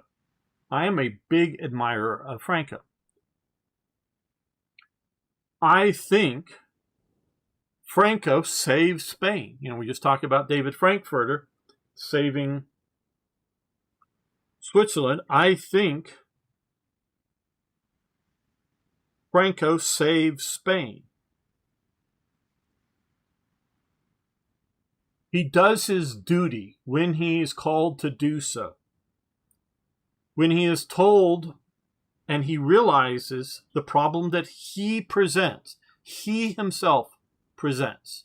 He is such a lightning rod that he is controversial in that the left is very fearful of him. He is trying to hope that Spain will navigate becoming a modern state, because in 1899, just to put a date there, Spain is not really a modern state. It's not a medieval, 1899 in Russia with just a few industrial centers. They still have official serfdom and shit going on in Russia. No, it isn't that. Peasants aren't owned by the property people, I don't think, at that point. I mean, at some point they get, liberation, but they're still peon workers and whatnot. It's not a modern nation. It is modernizing, but it is not a modern nation. Franco understands this. Franco is a nationalist. He is not, unlike everybody says, he is not a fascist, let alone a Nazi. He is not a fascist. Later on, we do see fascist in his government, like his foreign minister during World War II is a fascist. Or maybe I should say a phalangist, which is the Spanish fascist party. They are not maybe quite as hardcore fascist as the Italian fascists, but they are fascist. Slightly different flavors of the same thing between phalangists and fascists. But basically that. Franco is a nationalist. Meaning he'll take a little from column A, a little from column B, C, D, E, F, different columns, and try to build a generally conservative modern state. So he works with fascists. He works with other factions within his government. He mostly, I would say, because we can look at different points, he's mostly trying to hunt out communists that are active in trying to, overthrow the system. It's not, and also keep them out of, like, a good thing, keep them out of schools, not teaching, the youth. It's not that he wants to, shoot every communist that exists and he's running around trying to, detect somebody who's a communist. But if you look like you're a threat to the system, oh yeah, he's going to lock you up. No doubt. But get back earlier in this stage of the story. He realizes that he's a hero. He realizes that he poses a threat to the system. He believes, I do think, that a civil war will be ruinous to Spain. Might be necessary, but would be ruinous. So he accepts internal exile down here in the Canary Islands. Your best sort of hero for fighting the barbarians out in nationalists, or out in the Spanish Morocco out here.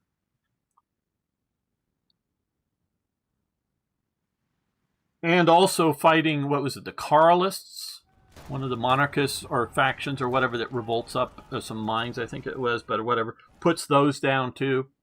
You know, so he's done, you know, he's the most ablest military commander in Spain and whatnot, so he accepts internal exile. He realizes the country's going to hell. The main sort of popular, I forget his name, nationalist leader, and he's like in charge of the army, I believe, still. He's up in, you know, Madrid. And the police show up to arrest him at his home. He goes with them peacefully, gets into the vehicle with him peacefully, and is found dead in the gutter in the street. Were they not real cops? Oh, they were real cops. Did he really try to escape? Oh, I don't know. Maybe the car was heading out of town, and he was told he was going to be taken to a police station, and he realized, maybe, you know, this is just speculation, that they were going to take him out of town, you know, to some, you know, quarry pit or somewhere, or just put him in some hole and shoot him and, you know, kill him. So he tries to escape. Maybe he does. Or maybe he's just on being taken to the police station, or that's what he thinks, and they just shoot him and dump him out of the car. I don't know what happened. I don't know that there is a clear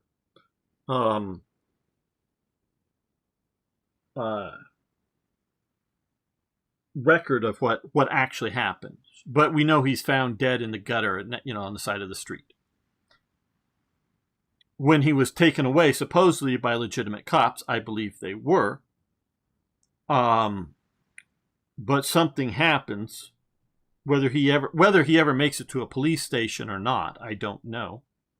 But he's found in the morning, you know, that next morning, dead. So this prompts a group, a junta, of generals to realize they're next. And the leftists, I don't want to say Republicans because it's the Republic of Spain at this point. The leftists, the best deal you were going to get is basically some sort of imprisonment, whether that is house arrest, you know, if you have a house that they'll put a guard out in front of you and you get to stay there until you die, or put in an actual prison, or be executed. Or these just might be stages to execution, like we see in the Soviet Union. They realized that the left was not going to stop. There was no, this is as far as they were going to go and no further. They were just slow walking a revolution. And I'll get to everybody's chat, as you guys know that are around here, Elizabeth folk. It's not in vain that you're making your points. I definitely want to read them in a moment or two.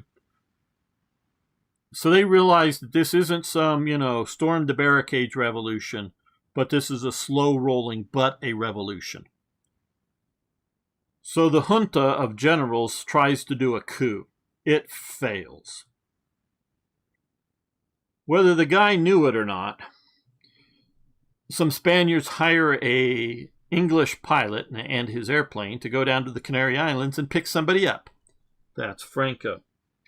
They pick Franco up and bring him back to the mainlands. Later, very shortly, but later, the Luftwaffe or sort of Lufthansa, however you want to define it. I don't know if there's a very good distinction between the two as they were functioning in this way. Flies a bunch of Junkers aircraft down to Spanish Morocco. And I think they make multiple ferry trips, but flying up much of the Spanish soldiers that are here that are very loyal to Franco and put them into the Civil War. And so Franco does his best to end the Civil War. Very many, I don't know if most, but very many of the Republicans, as in like tens of thousands, if not more, into the hundreds of thousands, I don't know, eventually flee across the Pyrenees into France, you know, at the closing stages. Obviously, many die. very many die at the hands of extremists, the Bolsheviks. I'm saying that because they're both Russian KGB or proto-K, or the Cheka or the NKVD or whatever the different agencies and letter combinations there are at different times. I don't have them all straight in my head right now.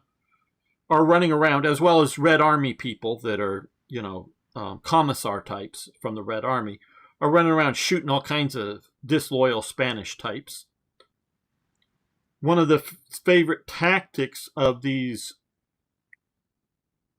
Soviet advisors, we'll call them, is who gets the guns and the ammunition that the Soviets are delivering.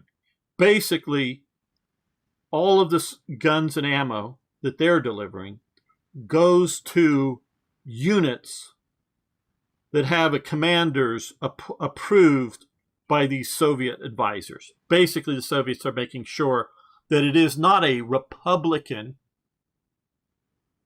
coalition that's running the war, that controls the bullets and the bayonets. It's core communists. And the people that are joining up, throughout the different stages, what unit are you going to join up? Some anarchist unit that has a ragtag collection of different rifles and maybe not even enough rifles, and, we've got 6 rounds per gun. Except for those 10 guns, we got 10 rounds per gun. And those other 6 guns there, we don't have any bullets for that caliber, but when we find some, you can have them. You got a bayonet, right? Yeah, good. So you got a bayonet. Which units are you going to join? They're going to join the communist-controlled units. And there's plenty of evidence that they would order, including Trotskyite-type units, including syndicalist units, including anarchist units. And we may see an anarchist sort of rebellion and set up pseudo-state here in this game at some point. And any other sort of, if you want to call them moderate or less hardcore, they're all of the left-leaning persuasion anyways. All of these units are often told to make near suicidal charges, or they're the main guys in the front line while the Soviet officer, because I say it that way because the advisors are sort of like in Vietnam in that with some units, they're sort of the de facto actual commanders. But definitely the commanders of these units, the local Spanish commanders, all have to be approved by the Soviet advisors. Now, whatever the individual political leanings of individual members, they're all getting political education, Soviet political education, going on all this stuff. So this is why I very much see it's a war against the Reds. It's not a war against the authoritarians versus the liberal Democrats. And some socialists, and maybe a few communists out on the wings. No, it isn't a big national coalition. It's which is going to be the right or the left. And maybe hard right or hard left, however you want to say it. Not extremes. I'm not going to saying that. I'm saying hard right or hard left. Which one is going to rule Spain? And this is leading up to, and there were lots of killings of nuns and priests or other monks in monasteries that they would go in, even in the stages prior to the outbreak of the Spanish Civil War. The death squads would go in and kill all the nuns in a place. Why? They're not like, we're killing the landowners and trying to redistribute the land. No, we're just going to go in and kill all the nuns. So evil people, in my opinion. And so this is the world in which Franco is dealing with. And so he fights to have his war won. And we all got on this talking about trying to get Spain into World War II. He tries, he ends the war as quickly as he can, in victory, obviously. He locks up in various types of camps, from hardcore prisons to, there's barbed wire and, guards around them, different levels and trying to sort out and re-educate and figure out who are the dangers to the state, who are the people that are willing to just like go, hey, we lost. The nationalists are in charge. Can I just go back to being a farmer, a shopkeeper, a factory worker? You know, not that they've changed their political belief, but that they realize, hey, the war's over. You know, there's no point in trying to secretly throw a bomb at a police station one day, because what good effect would that have? You know, a true rational person, you know, if somebody's a rabid monarchist living in a very democratic society, why are you going to go, you know, throw a bomb at a police station or at a government office? Is that going to somehow get your king back in, you know, even if the king's alive and living in exile somewhere? Is that going to somehow get your king back in power? Now, you may be waiting for the day that in a modern day sense, the king shows up at the airport and storm the airport and try to have a, royalist revolution or counter-revolution or however you want to term it. You may be waiting for that. But if you're a rational person, you realize not to just commit violence for violence sake. And Franco is aware of this. I'm not saying that there weren't abuses, because of course there were. But he also realizes that he's dealing with a lot of dangerous people. So he does that. And then when Hitler's putting pressure, one, to get Spain into the Axis and be a participant in the greater continuing war. And this is post the fall of France, because there is no real push into the Axis prior to that. Maybe, I'm not sure if they joined the first Comintern Pact or not. They may have joined that. But that is, Comintern Pact, being in that, does not equate to being in the Axis and fighting in World War II. And also, two, pushing for use of Spanish facilities to take Gibraltar, even if you couldn't get them into the war. Covert, using an air base and flying from that, or some such thing. Spain doesn't let them use Spanish territory to attack Gibraltar. And they, of course, could have attacked Gibraltar without use of Spanish territory. The Italians did a little bit, mostly with their frogmen, that they would use those divers torpedoes, that you rode from a. And I don't know how much the Spanish knew about it, but from a civilian, vessel, and came in and planted some limpet mines and did some commando type stuff there. And of course, Vichy France bombs Gibraltar because Oran, I believe it's Oran, is that where? Or somewhere along here, Churchill orders the British fleet to sink the Vichy fleet, which they sink most of the big ships, and kill a few hundred French sailors. That is, in retaliation for that attack, Vichy launches an attack against Gibraltar. So obviously Germany could have, come down to wherever and did assaults directly on Gibraltar. They just never do. There's plans. I think it's Operation Felix. The Germans make a bunch of plans to do so. But Franco, I'm not saying he's like some brilliant genius, but he makes the really smart move. Is when he is pressured to join the Axis, he says, sure, we'll do it. We just have this long list of things we need to do before it. Because, and one thing I will mention, that there is well-documented food shortages, we'll call it that way. I don't know if there's starvation, but there's food shortages in some of these camps that people are held in. Spain, overall, during the post-Spanish Civil War, during World War II era, not like in the 60s or the 70s later, but during the World War II era and whatnot, because of the Spanish Civil War destroying much of the food production, as well as just simply killing lots of farmers and whatnot, has real severe food shortage issues overall. They're trying to import enough grain and basic food stuff. So obviously the people in camps are lower priority than other people. So yeah, there is some ugliness there on food. I do not believe it's any sort of starvation plan. I believe when they actually want to kill somebody, they'll kill them. I don't think they're trying to kill them by starvation or something, or by harsh treatment, like we do see with Nazi Germany. I think, and they're mostly trying to, at least this is my understanding, and there's a lot of details I can't account for. I don't know the details of, but they're trying to, sort out who did the massacre of the nuns in 1937 in a particular, nunnery somewhere. And if we can identify more of them, we'll execute them for murder. They're trying to do a lot of that kind of stuff.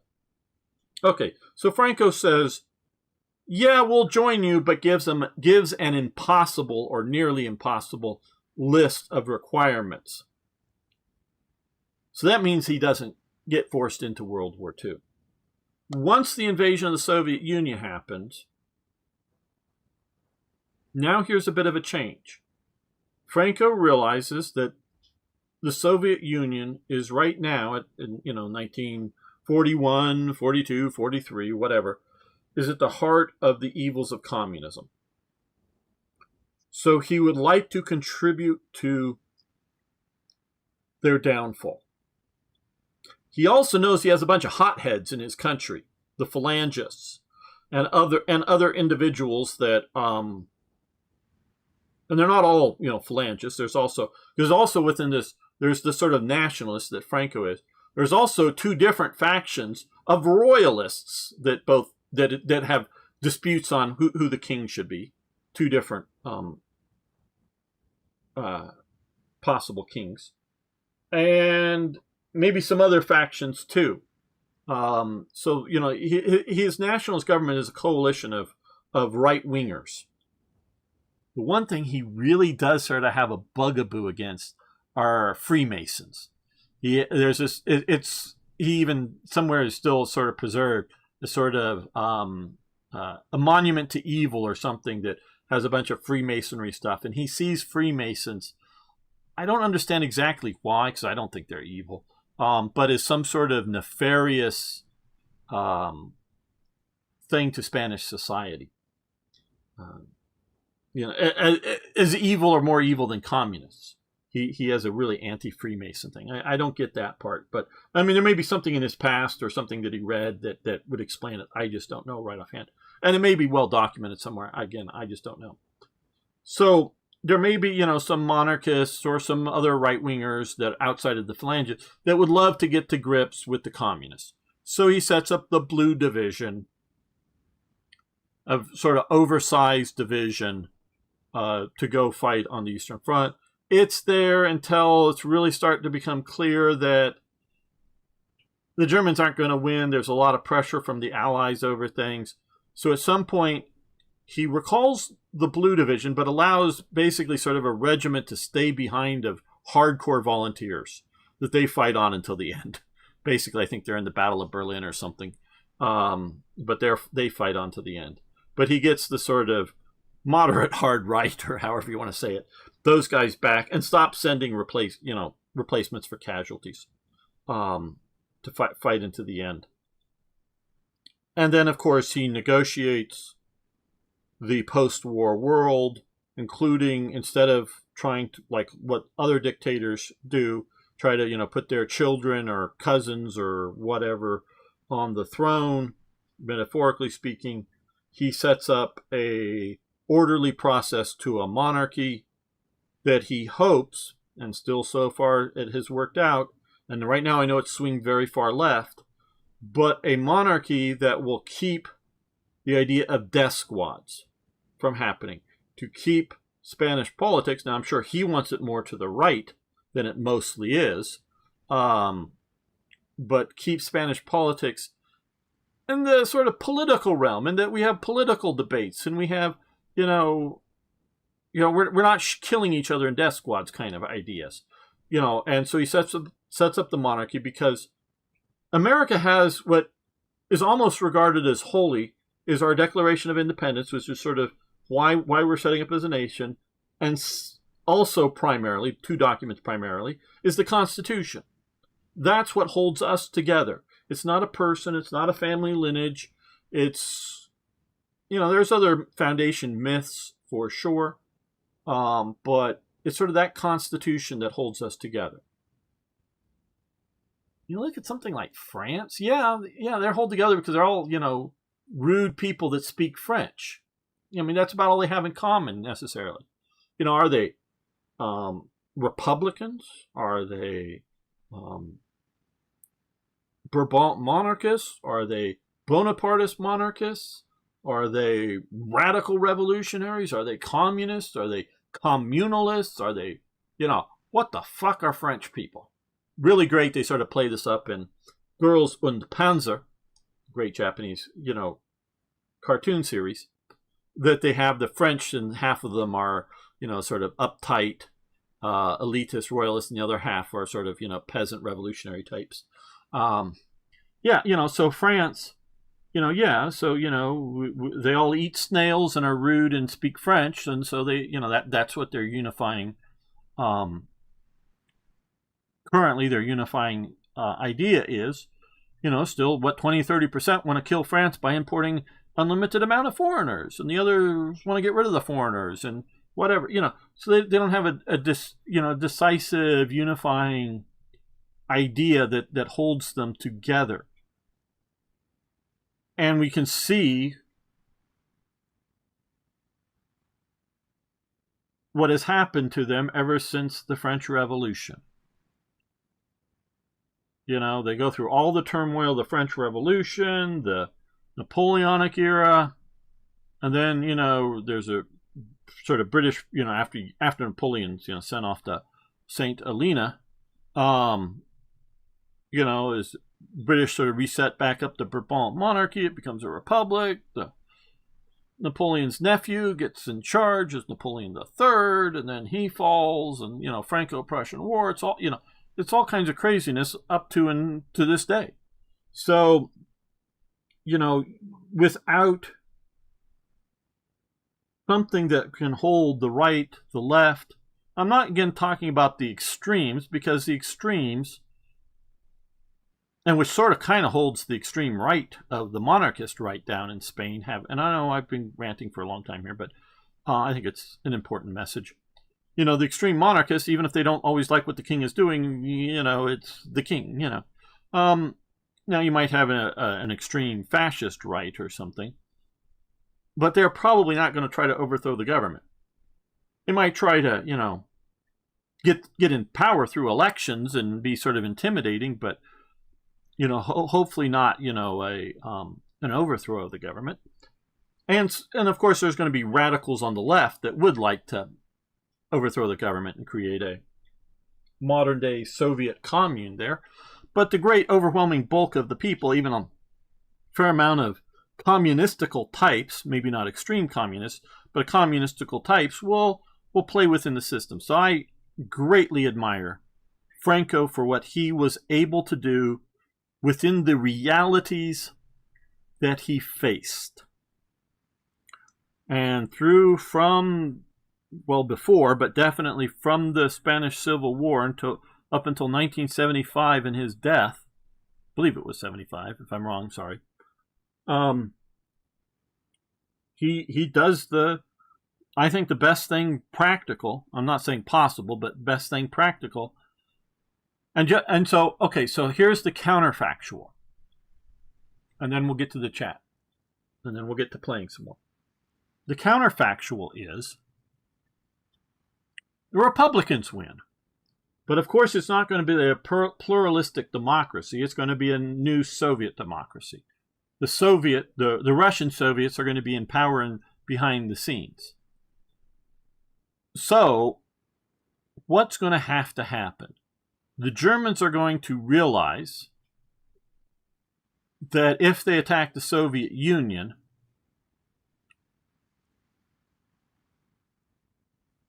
the Spanish will declare war on Germany.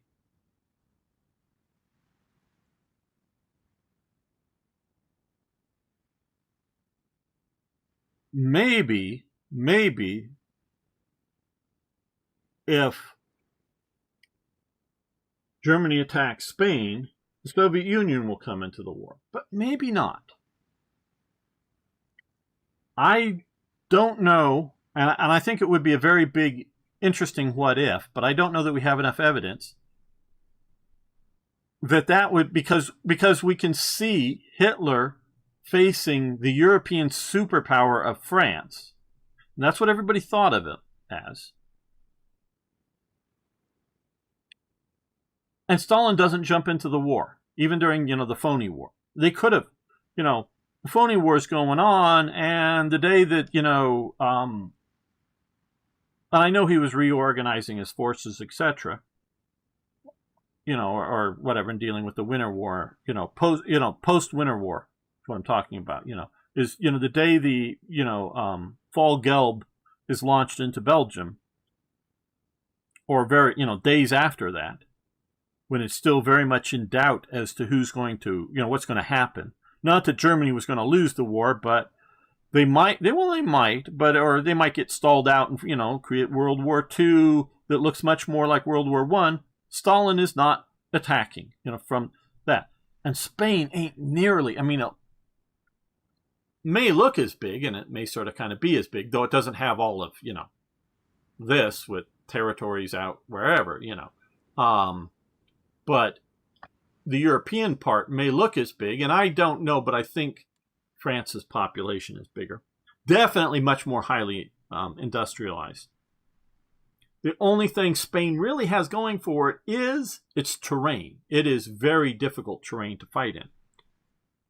And of course, because they would be highly suppressed, unlike France, you would have a bunch of locals ready to support you.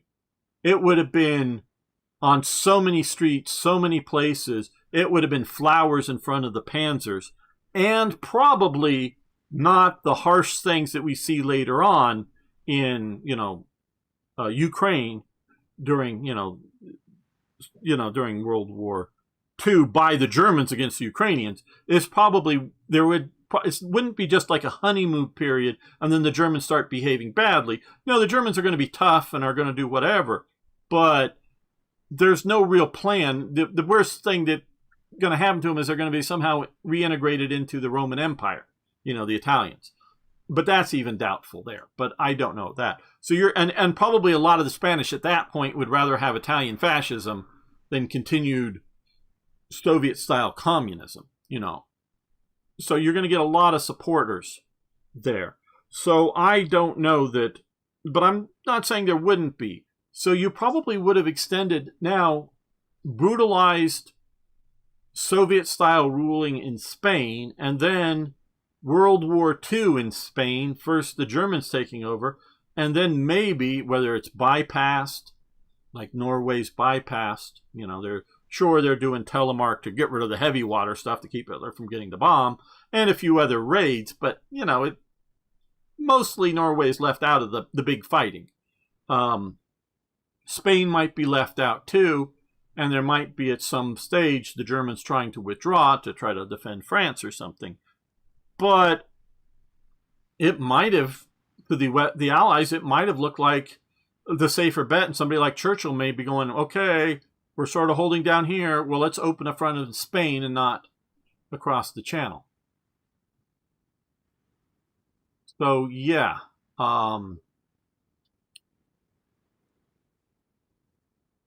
It would have been a lot more dead people from starvation. Like I already said, they're already hard up for food. But if you're cutting, because they're getting lots of food coming in from, Latin America during the war that would have been cut off had they, entered the war, even by, being attacked. So Franco saves Spain. He does. He is the most individual person. Obviously, there's many other people, from the common soldier, the common farmer, but, he is the person that saves Spain and guides Spain into the modern world. He is the one that navigates the reasonable industrialization. I know it's not a huge industrial powerhouse compared to at least what Germany was until they decided they didn't like electricity anymore and decided to have a war on electricity for some reason. The planet's warming. We have to shut down all of our electricity. That's going to do it. Uh-huh. Oh, what's the most efficient electrical generation that is out there that also causes no global warming? Oh, what is that? Oh, nuclear power. Yeah, let's shut all that down too. God. Okay, now for the chat, and then we'll get back to playing. Okay, let's see. Okay, not the normal person covers the channel with radar. Vanilla Game does not represent the oil pipeline from Iraq to Haifa. If Axis conquers Iraq, the oil fields should be moved to Haifa. Yeah, I don't know enough about the oil pipeline there. I'm not disputing that. I do know that there were pipelines being made. We will see when we get there if I can push down the Red Sea on one or both sides to then be able to, run oil this way. I just don't know. We'll see how that goes. And Elizabeth Franco was very traditional military man, honor and loyalty stuff, not very compatible with fascism. Yeah. I mean, what is it? I'm picturing the name, but I don't know how to pronounce it. Some Spanish name. I'm going to get a Coke and be right back. So hold on just a minute.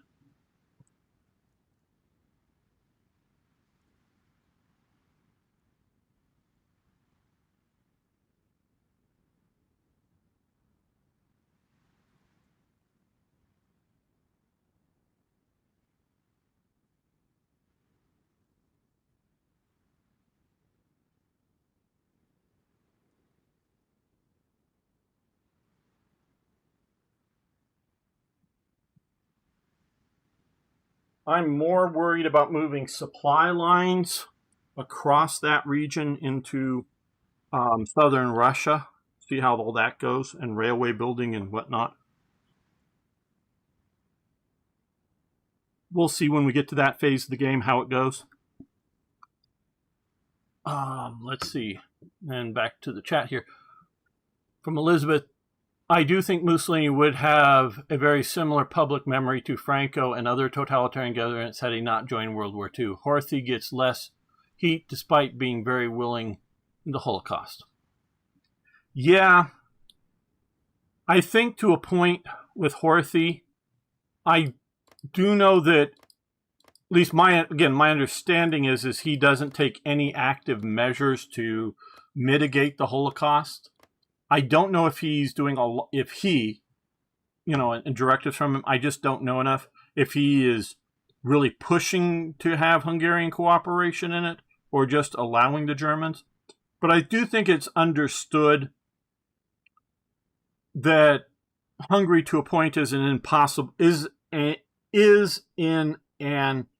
impossible situation. They get pushed into being into World War II, and there just really isn't a decent, viable other alternative, quite honestly. Italy, you're right. Mussolini, I'm going to do another hot take here. And I want to say this very clearly up front. I am not a fascist. Okay? I am not a fascist. But fascism does work to an extent. Communism just doesn't work, people. It just doesn't functionally work because it is contrary to human nature. It's like, oh, hey, yeah, everybody, you walk on your hands, no longer on the feet. Everybody, do handstands. If you're going to walk, it's only going to be your hands. Well, that's contrary to human nature. Or you must walk on all fours. That's contrary to human nature. Even if you have some sort of benefit to it that you can sort of describe why walking on all fours or just doing handstands all the time is somehow better or doing something, I don't know. If it'll cool the planet off if we don't use our feet anymore or something. It's contrary to human nature.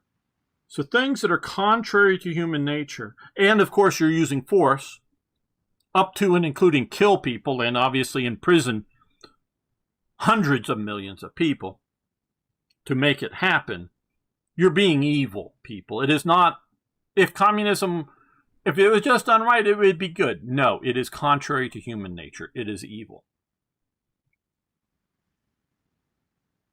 In my estimation, fascism is not contrary to human nature. I am not a fascist. So, okay, so just be clear. I'm not a fascist. But fascism does work. Fascism, or versions along thereof, may be the best system to rapidly modernize / industrialize a nation from a an agrarian or pre-industrial nation, to make that transition. You may say, oh, what about capitalism? The problem with capitalism is that if you do it really fast, as in like 20 years, you're going to have huge amounts of people that cannot make the transition. And I don't just mean that there's some old dude or old woman that, is 60 years old and only known one way of life and is ready for retirement anyway. I mean a guy in his mid-20s with, at best, a primitive education. And this is one thing that going either to a university or even to a high-level technical school, and definitely even in a well-developed nation into a high school level, teaches you how to think and how to learn, okay? So even if you go through university and you're the best fish, taking care of fish as well as, researching in fish and doing all kinds of fish, marine biologist, but not just a biologist, but a practical person in fish. And you've learned all about that through your university thing. And then you go, oh, hey, I want to repair air conditionings, air conditioning units. That's going to be the future. That's how I'm actually going to make my money. Well, because you've learned how to do one thing, you know how to read books, you know how to study, you know how to take instruction, you know how to learn. You can learn an entirely different skill that is fairly technical, fairly detailed, and learn it all. Because you have the ability to learn. You've been trained with the ability to learn. As opposed to a non-university, other sorts of education that just trains you in something, just rote training, like you might be trained to do something in a factory, but you only know how to do the one thing in the factory. You've just been trained it, you know how to do it. If you no longer need that thing in the factory, you no longer have any useful skills. And you don't have, not that you can't be trained to something else, but you don't have the skills of learning new skills, if you know what I mean. It's sort of a self-starting. You may still need, at certain points, need, guidance, training, whatever you might want to call it, from others, but you have a certain amount of self-starting in your abilities. And so you might get a poorly educated, can barely read or write, farm person or blacksmith or whatever, and they know how to do the thing they know how to do because they've been doing it for 5 or 10 years, started when 15 and now they're 25 years old, and they're really great at making horseshoes and other sort of simple ironworks at the forge, but he can't even fucking figure out what the first thing to do in a machine shop where there is no blacksmith. There is basically no heating anything up. It's all, machines and cutting tools and setting them all up. And he's just, it's just a completely different world for him.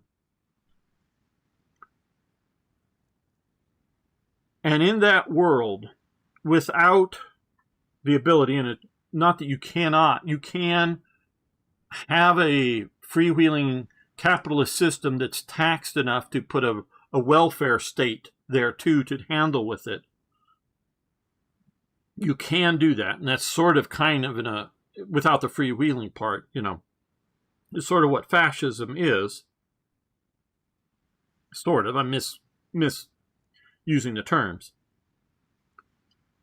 But I have long thought, and so you can do it through capitalism, but if you look at the industrialization, particularly of Britain, which I know very well as the American United States, it's a 100-year process, people. You know, in Britain, industrialization, I don't know, starts in, I mean, there's earlier, for sure, or much earlier, but really getting going, you know, let's just say the 1830s. And it's only really sort of finalized, industrialized, and not even that, in the 1930s. Okay? So that's 100 freaking years. Britain takes 100 years to get there. So does America. It takes 100 years to get there. And of course, there's, you know, remote areas of Britain, you know, when the empire is at its height, they're still using horse transport out here, you know, in 1939 or something, just before World War II. And, you know, obviously, you know, in Tennessee Valley or wherever, that's which is down here or whatever, or wherever, Appalachia, there's still a hell of a lot of, you know, animal transport, animals doing the winnowing of the wheat and all this stuff, and not, you know, tractors that are commonplace up here. Yeah, okay, there's primitive parts of America. And I'm not just talking about some Indian reservation or mountain man country or something like that. I'm talking about long settled communities, you know, that are there. They've been there for 200 plus years. You know, they're still developing in 1930. So, yeah, if you're looking at a 10, 20, even 30-year process of modernization, industrialization, if that's as part of it, or just even in our more modern world with our post-industry jobs, and we're gonna have another one, people. The combination of robotics and AIs are coming together. They're coming. We aren't stopping it unless we go into the Beltane jihad and be modern-day Luddites. Got to know those two references, people, and learn them. And go around killing all computers and all, or you know, anything beyond a calculator or something, you know, some very simplistic computing device, destroying all of them and killing all robots. Unless we're going to go down one of those jihads, AI robots are coming. Now, whether they're coming in the next 5 or 10 years, as Elon Musk sort of thinks they are or plans to, or whether they're coming in 50 years, I don't know, but they're coming. And that's going to be another whole, you know, with the idea, yeah, we got a factory here. Well, the factory in 2025, to do all this stuff with all the, you know, modern factory, it employed 100 people with all the modern machines, you know. Could be like a canning factory, you know, makes spaghetti sauce, you know, spaghetti sauce in jars or something. You know, employed 100 people. Now it employs 5 because we got thinking AI robots, not just a, you know, mechanic, simple things that may do a picker machine that does do, you know, visual inspection to make sure that everything is going in the right thing, but it's just simplistic thinking, to actually sort of robots. And we have other robots here that repair other robots, and we just have sort of 5 people. We maybe do it with, well, we could let it run for a week or 2 without anybody, and trucks will just deliver stuff, and stuff will come out the other side. So we may get into a world that, you know, probably a lot of you watch Clarkson's Farm. I've very much enjoyed this series. You very may get somebody that owns the farm, you know, in Britain, and he lives in Argentina, and he doesn't go to the farm, and the farm is just run by robots, 100% of it. And if there's a broken machine, the robot realizes it and figures it out and orders the part, and, you know, through Amazon or whatever equivalent there would be for, you know, farm machine parts, and the robot, you know, fix it, you know. So we may become the you know, there's no point of robots without humans, because there's no point in growing food without humans. There's no point in making spoons for people to eat without having humans. So to give purpose to the robots. Now, obviously, you could look at the Terminator future, that they just want to kill us all. But if these are really actually higher thinking robots, to give themselves purpose in life, you need humans to take care of. This may be the worst thing for humanity. I don't know. It may be the greatest thing for humanity. I don't know. But it's coming. There may be a jihad against them at some time in the future that we figure out that it's a terrible thing. I don't know. We will see. So notice, I'm not advocating for this. I'm just saying It is coming. We have to be aware of that. Now, until that future is actually real, at least, not just in a test farm and a test factory and a few things like that, but actually at scale in part of the world. I mean, they still may be, medieval peasants living somewhere in Afghanistan that shoot at each other with AK-47s, but and that may be there for a long time, and there may be Stone Age peasants living up in the jungle here for generations to come. But until that world is real, from my political thinking, I'm aware that it's coming, but I don't live in that world. I still live in our world, because until that's real, we have to live in our world. I'll let Musk and other futurists really start to try to figure out how that's going to happen, the transition and what's going to be like afterwards. Great. And I'll, listen to an interview or a presentation or two at times, but I'm not one of these people that, well, let's just extend the current problems and not fix anything else because the future will fix itself at some point. No, I don't care. We've got to live in this world for now. But like I say, and it may be a fascist-like thing may be necessary for some of the world, all of the world, a small part of the world, to make this next transition. A corporatist idea of taking care of the group of people to make sure that everybody is functionally okay through a transition. So again, I am not a fascist because I'm not ideologically for fascism. But I recognize that fascism, at least my understanding of fascism, which are different than National Socialism, and even outside of, race and all that other bullshit, but just the way they organized up their economy and their government is different. But fascism, because of the way it's working, I am not inherently anti it if the circumstances look like it needs to be so. So like in modern-day America or modern-day Western Europe, I don't think there's any need for fascism. And I'm very much for liberty. And so, not quite a libertarian, but I'm very much for liberty. I am not a pro-fascist person. But if you give me an extreme situation, whatever that extreme situation is, fascism may be the best temporary, which may be a generation of people, 20 to 40 years, however you want to out that, to navigate through something like that. Maybe, and we'll have to see.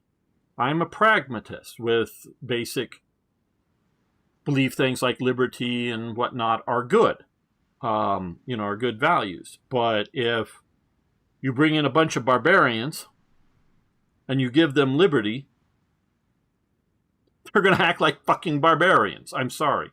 It's just, you can't, if we were to find, 55-year-olds and go, hey, dudes, you're free. Go, have fun. Just go out the door. Go into the world. 5-year-olds. That's silly, obviously. And, that's what it's like to bring these barbarians. And I'm specifically not talking about any particular country, but you know what I mean. And there's different degrees of barbarians out there. You bring them in and you let them go free, you're going to get all kinds of crazy shit. And it's not going to be good. And so, yeah, maybe neocolonialism with a fair but heavy hand in certain parts of the world is the best thing for them and for the world as a whole. And this is, I'm re-listening to, as I'm driving around doing stuff, the Raj Whitehall series. I do want to sort of promote this.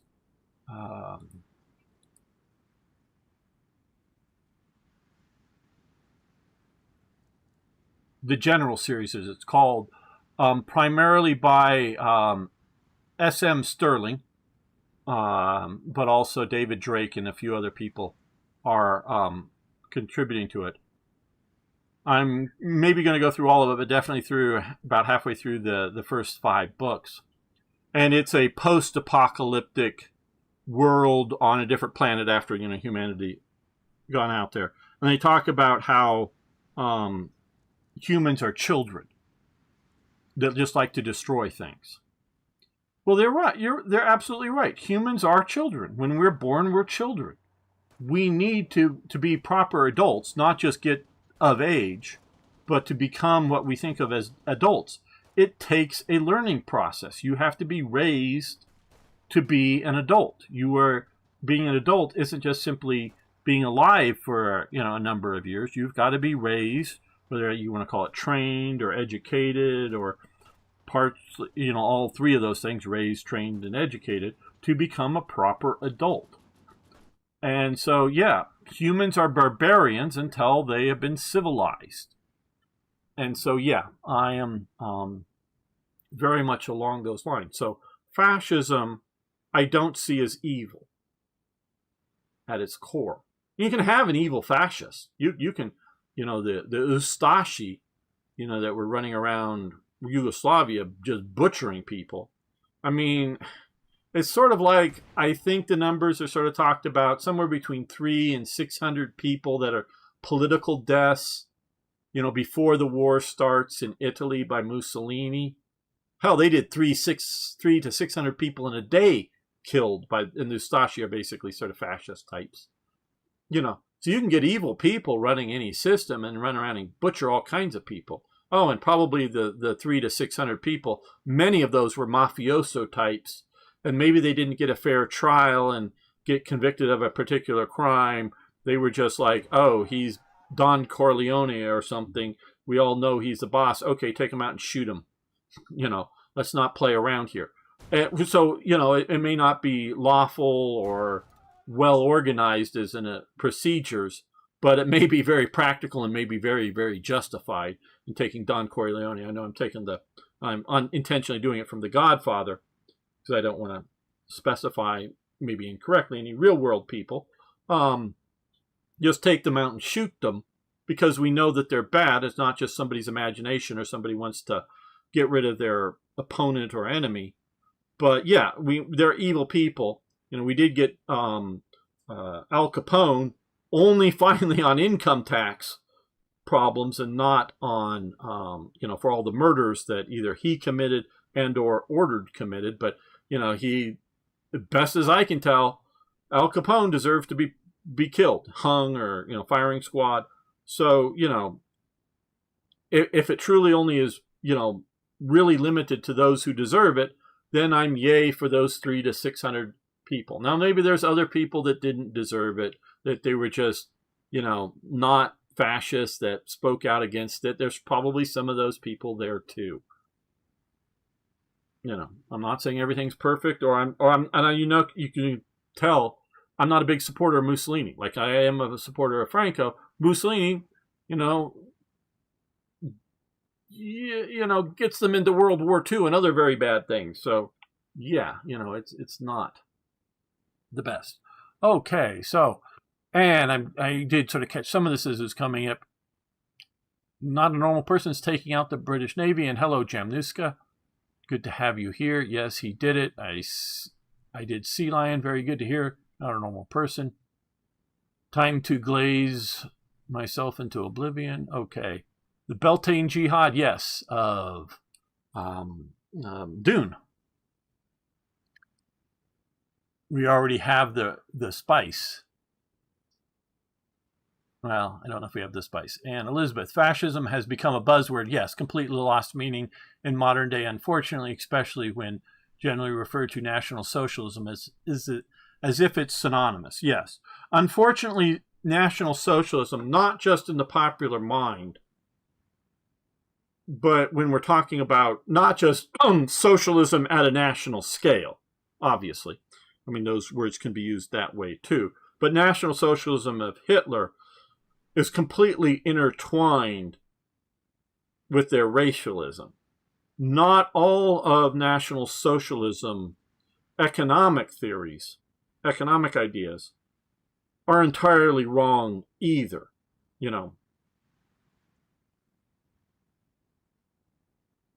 If we were to, extract, and Italy's fascism and Mussolini's fascism, if you want to do it, is tied up into Italian,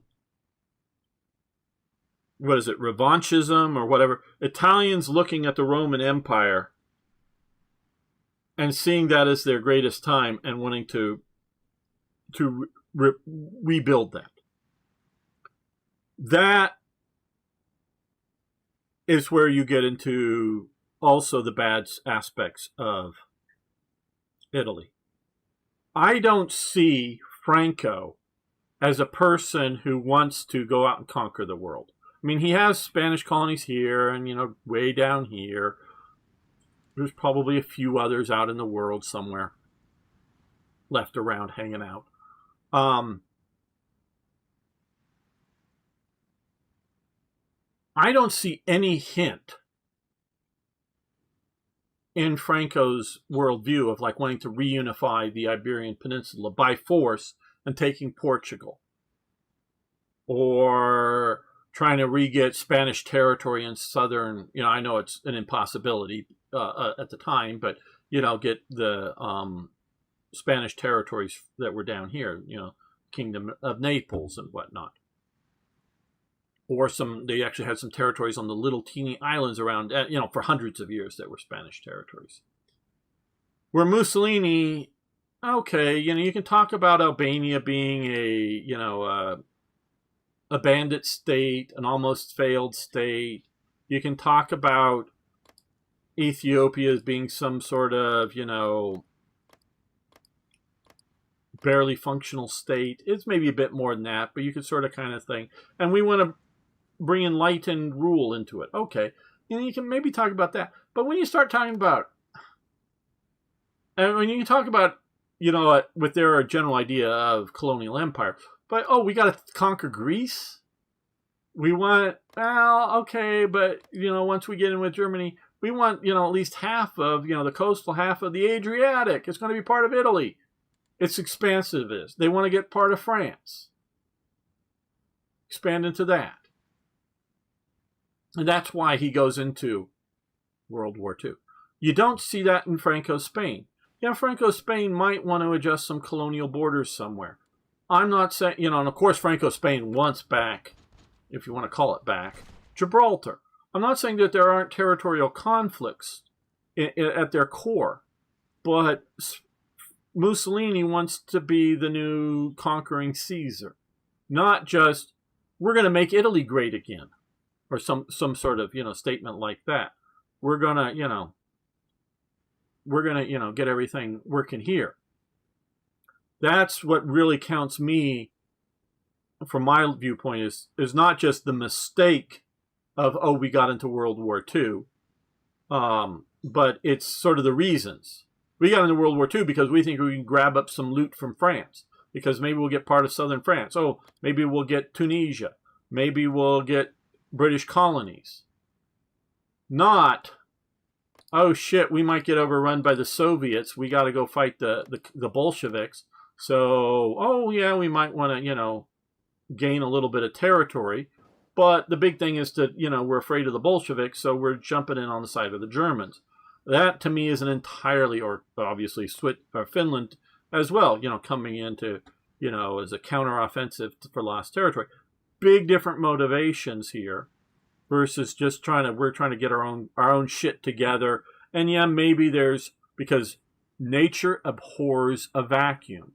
The mere fact that, if you're like, America was evil, it was going to go across here. Well, yeah, we wanted it all. We felt we were entitled to it all, yes. But you got to know, if we didn't do it, because we look at France trying to, get its puppet empire of Maximilian down here in Mexico. You don't think that France or somebody else would have come and taken this territory? If China thought they could have, Russia had this. The Russian River is down here, and that's named because there was a brief Russian settlement down in California, Northern California. They had other settlements along here. Yeah, and the British were driving their way across here too. So, and the Mexicans had driven, the Spanish, I should say, had driven their way up here. So, yeah, there is nothing, and I'm not in any sort of way apologetic or, somebody else would have done it, so it makes it okay. No, I'm very pro-America taking it all. But it's also just simply some level of organizing up primitive territories. And, look, if you're going to be a failed state, do you deserve to exist, people? If you're in this modern day world, and I love anybody to chime in, yes or no, and if you want to say no, just be a sentence or two. Why a failed state has the right to exist. Why does Somalia have the right to exist? Somaliland does have a right to exist because it is not a failed state, at least not by African standards. It's doing actually pretty good. And it's trying to get recognition from the U.S. And it's offered bases because these are may or may not working out. The Somaliland says, hey, you want to have extraterritoriality and offer? Just recognize us and we'll give you a base, America. We'll become a nice little puppet for you, America. And they're basically trying to do it. They have official accounts on Twitter and whatnot. They're trying to get recognition for, and there's a border dispute between Somaliland and Somalia and Darfur, which is also sort of claiming some of this territory here. So do failed states have any right to exist in the modern world? I mean, not quite there yet, but give it another 20 years, is there going to be any right for Canada to exist? Because Canada, I think, is going to become a failed state. Mexico is nearly a failed state. But those people are very different than many Americans. I know many Mexicans are up here and, why are there so many Mexicans in America? I don't mean Mexican Americans. I mean Mexicans in America. That's because Mexico is a failed state. And so that these people would rather leave their homeland, leave their country. Many of them do not want to become Americans, not really. They might like American citizenship just for perks and bonuses, but they really don't want to become Americans. They just want to live in a non-failed state because Mexico is something of a failed state. So whether it's primitive Stone Age Indians, that's what they were. They were Stone Age Indians. And you go, oh, well, no, they were. They were fucking Stone Age Indians. You can look at very early Stone Age, Stonehenge and all the great works there. The Indians were no more advanced than the people who built Stonehenge. So when the Europeans showed up, they found, what becomes Mexico City. I'm forgetting the Aztec name for it or whatever. Yeah, these were advanced Stone Age people, but they were still Stone Age people. I don't know that their culture or civilization was any more advanced than the 10,000 plus, 12,000 plus year old Göbekli Tepe Stone Age, ruins in, or pre-Stone Age or whatever you want to call it, in, pre, as far as we know, pre-agriculture age in what is modern day Turkey. So, yeah. Okay, and we'll get back to it. Malenge is local butter brand. Okay, I don't quite get exactly that. Reclaiming Roman territories was more of a realistic gambit than trying to trifle the Monroe Doctrine to pay the devil's advocate. I don't know. Fascism is deeply problematic, though, as well as any type of dictatorship like our current president is one. Oh, yes. He's very, well, I wouldn't say Trump is not a dictator, but yeah, I know some people want to call him that, but he isn't. Yes, I very much so believe the superior culture as a driving force. If the loser was superior, they would do the same thing, human nature. Yeah, there is a certain amount of social and political and economic and other Darwinism out there with things. Malenge is the name of melange. Oh, that's right. Yes, melange is the name of this. Okay, now I got it. Yes. Okay, is the local butter brand. Okay, great. Melange. Okay, I get it. Hello, Gemo Peter. No way. Where are you? Were you the No way. Were you the history guy? I don't know exactly how that there, but I'm sort of a history buff. Bro, I've been gone for an hour. you've moved along 2 days. I don't even know if we've gone along because I've been talking. Now it's back to gameplay. We got through the chats. Got through the point I wanted to make about different things. We're going to crush the Republicans.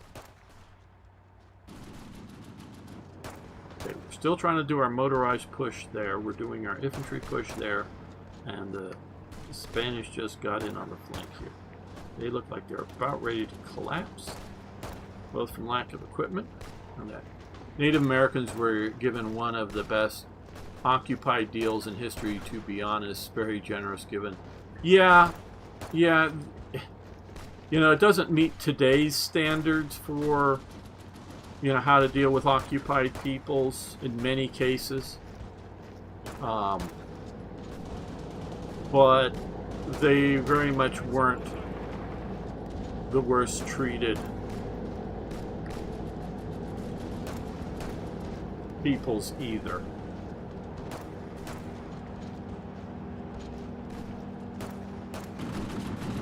Usually I send tanks in the Civil War because they have a lot of breakthrough. Yeah, don't have any tank equipment.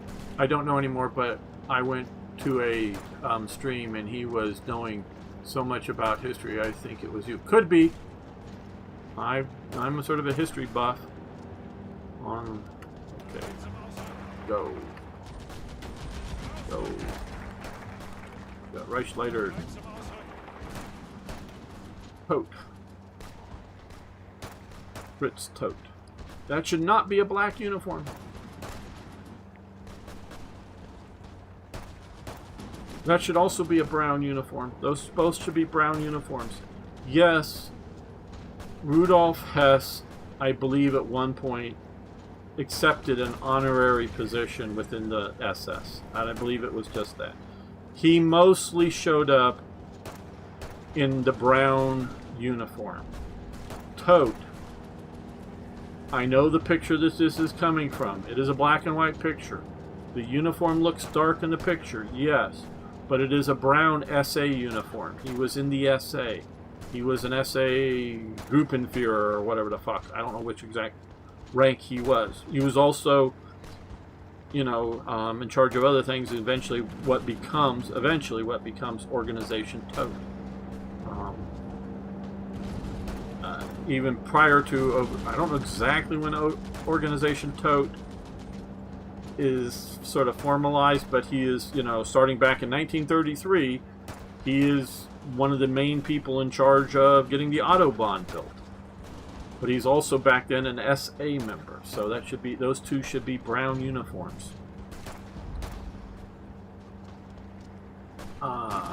Donald Trump is literally a dictator, by the way. ICE is just a Gestapo under, yeah, new name. They're actively deporting and killing non-white people. Well, yeah, they're not really doing that. Hello, Mark Walton.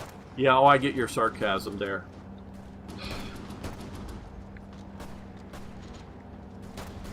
ICE seems to be killing more Americans than foreigners. And only Americans who are becoming violent. Because I do, you know, the one guy that got shot, and I don't want to try to, please don't post names, that got shot resisting, he did have a gun on him, and one of the other agents, my understanding from like looking at some not very clear videos, admittedly, but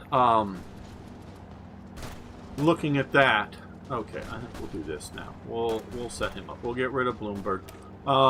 You know, another agent identified that he had a gun, so, you know, oh shit, he has a gun, so pulls his gun out and he gets shot, kind of thing. You know, not the best ending for the situation, but it's what happened. And if you're going to go to a protest and you're going to participate in it, you're not going to be immediately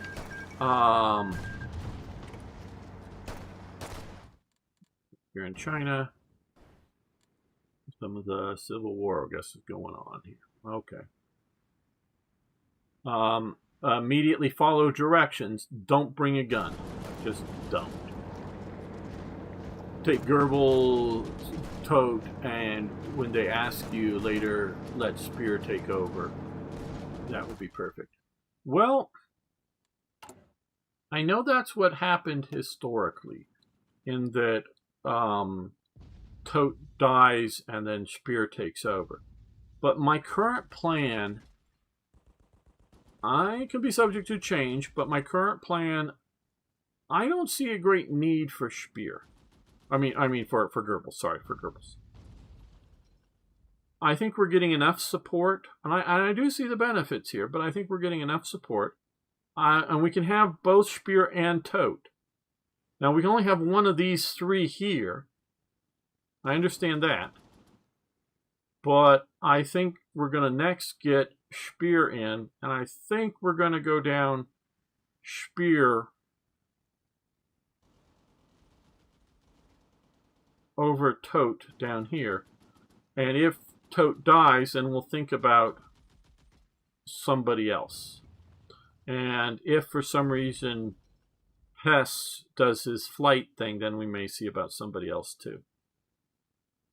But that I think is what I'm going to do. Not that your advice is bad. I know who you're referencing. He was harassing and intimidating ICE agents prior to. And I don't like ICE per face. I think this is kind of dystopian overreach is a net bad thing. I can agree with you. I'm not terribly supportive of, or my first choice wouldn't be ICE. My first choice would be to send in the army and round them up. Go in with guns. Anybody who resists, shoots.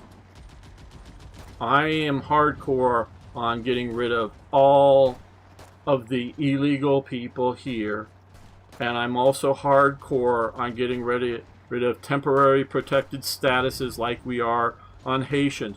Well, the 2010 Haitian earthquake. Sorry, Haitia's a shithole. Go back to Haiti. That's where you're from. Go back. It's a shithole not because it's a bad place. It's a shithole because it's filled with Haitians. We don't need Haitians here in America in that scale.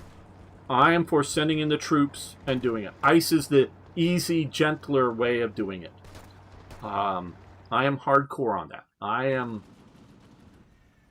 am for going hard as possible and getting rid of them as fast as possible. I just am. You can disagree with me. I'm happy that people disagree, but I'm not changing my mind on it. I would be putting them troops in the streets and going for it. Tote is better for building up industry, and Spear is better for wartime and industry. Yes, that is my assessment as well, Toyjet.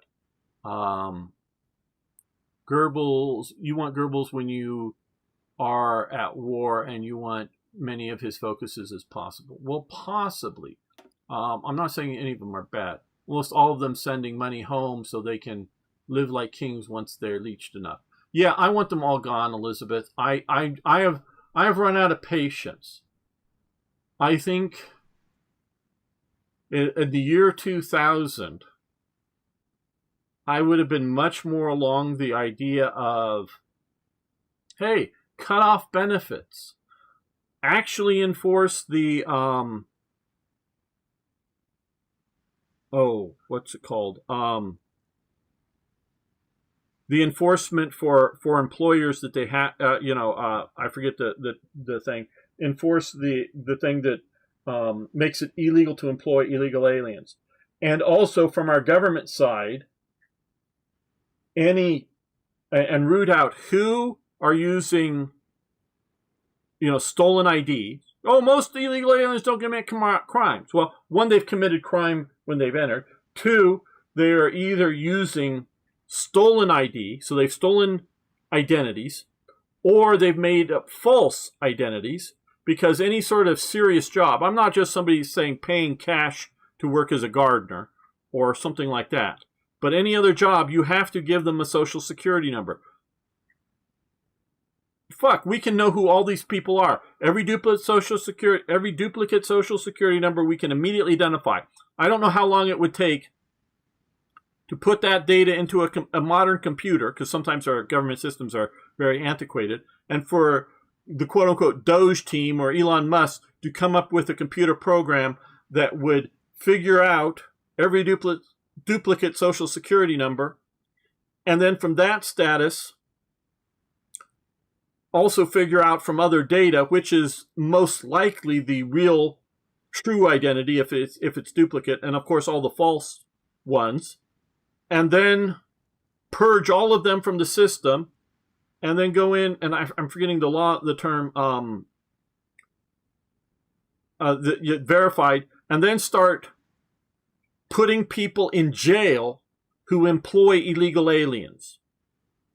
And you could send to all the employers first, go, hey, these people on your list, you better fire them because we believe that they're illegal aliens. If you want to dispute this, have that person show up with their documents at a Social Security office. We got them all over the USA, and prove that you're correct. You have the right to work here, etc. If you're a foreigner or you're the actual person. And if after 6 months or after a year, this is how it would have been back in 2000. And if you're still employing these people illegally that we've told you not to, we're putting you in jail. I mean, you go through the conviction process, but we can arrest you and hold you without bail until the trial's done. And you'll want a fast trial then instead of delay. Can we delay this stuff? No, you put them in jail, hold them without bail. So you go, hey, can you try me tomorrow, please, because I think I'll win my case, and you'll let me out. Hold them in jail until you try them, because you don't have to give them bail. And hold them in jail, and these are all the employers, and not just the owner of the company, but the actual human resource person, all the leftists. That's where I was in the year 2000. And most, you cut off all their benefits. I'm not saying if some foreigner, whether it's a visitor on a tourist visa or an illegal alien, shows up in an emergency center somewhere in the hospital, they shouldn't be treated. Fine. But all the other ongoing benefits should be cut off. And once that person is well enough to reasonably well enough, that have shown up in a hospital, whatever it is, put them on an airplane going home to their home country.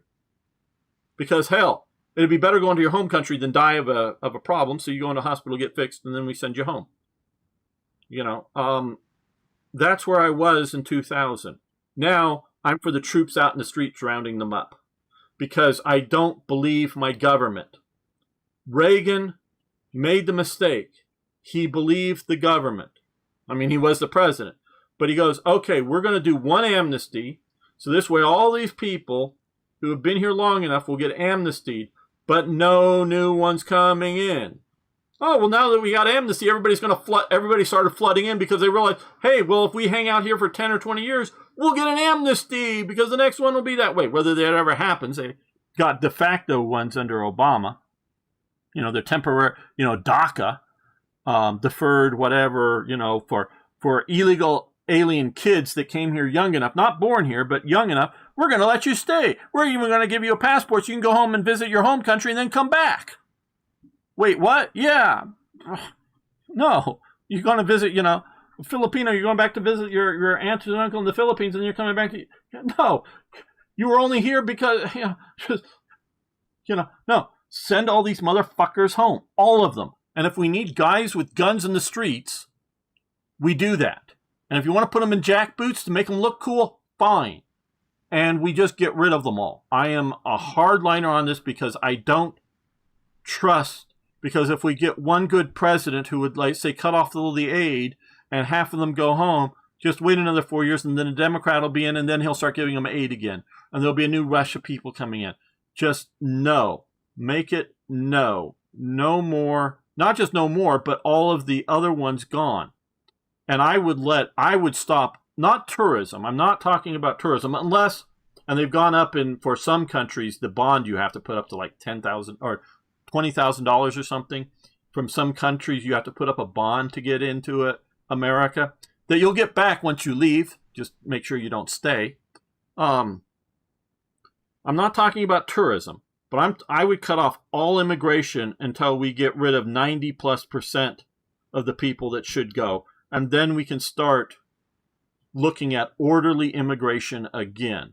And I mean even that for like wives and anybody else, cool. I've known some Americans who have married women from other countries and truly married them, not just like a marriage scheme or scam, but bringing them. No. And actually, I remember one I knew for years. He was planning on moving to the Philippines once he retired from Boeing, and he had like 3 years left, or 2 or 3 years left, working for Boeing, and a very sweet retirement. He was going to move to the Philippines until he could get his wife, because he was going back and forth, until he could get his wife in the USA. He was going to live in the Philippines until he could get her in. And the only reason because he met her, and he had about a year at this point. And of course he was an okay looking guy, nothing special, trust me. But yeah, she latched onto him and he really liked her and great and would visit her when he could. But his retirement was going to be very sweet from Boeing. And so he wasn't going to jeopardize that, and he couldn't get her in legally. And so he was just, once he was able to retire, I lost track because he got moved because Boeing wanted to get rid of him. They moved his job from California up to Washington State, officially. So I'm moving to Washington State. You ain't getting rid of me.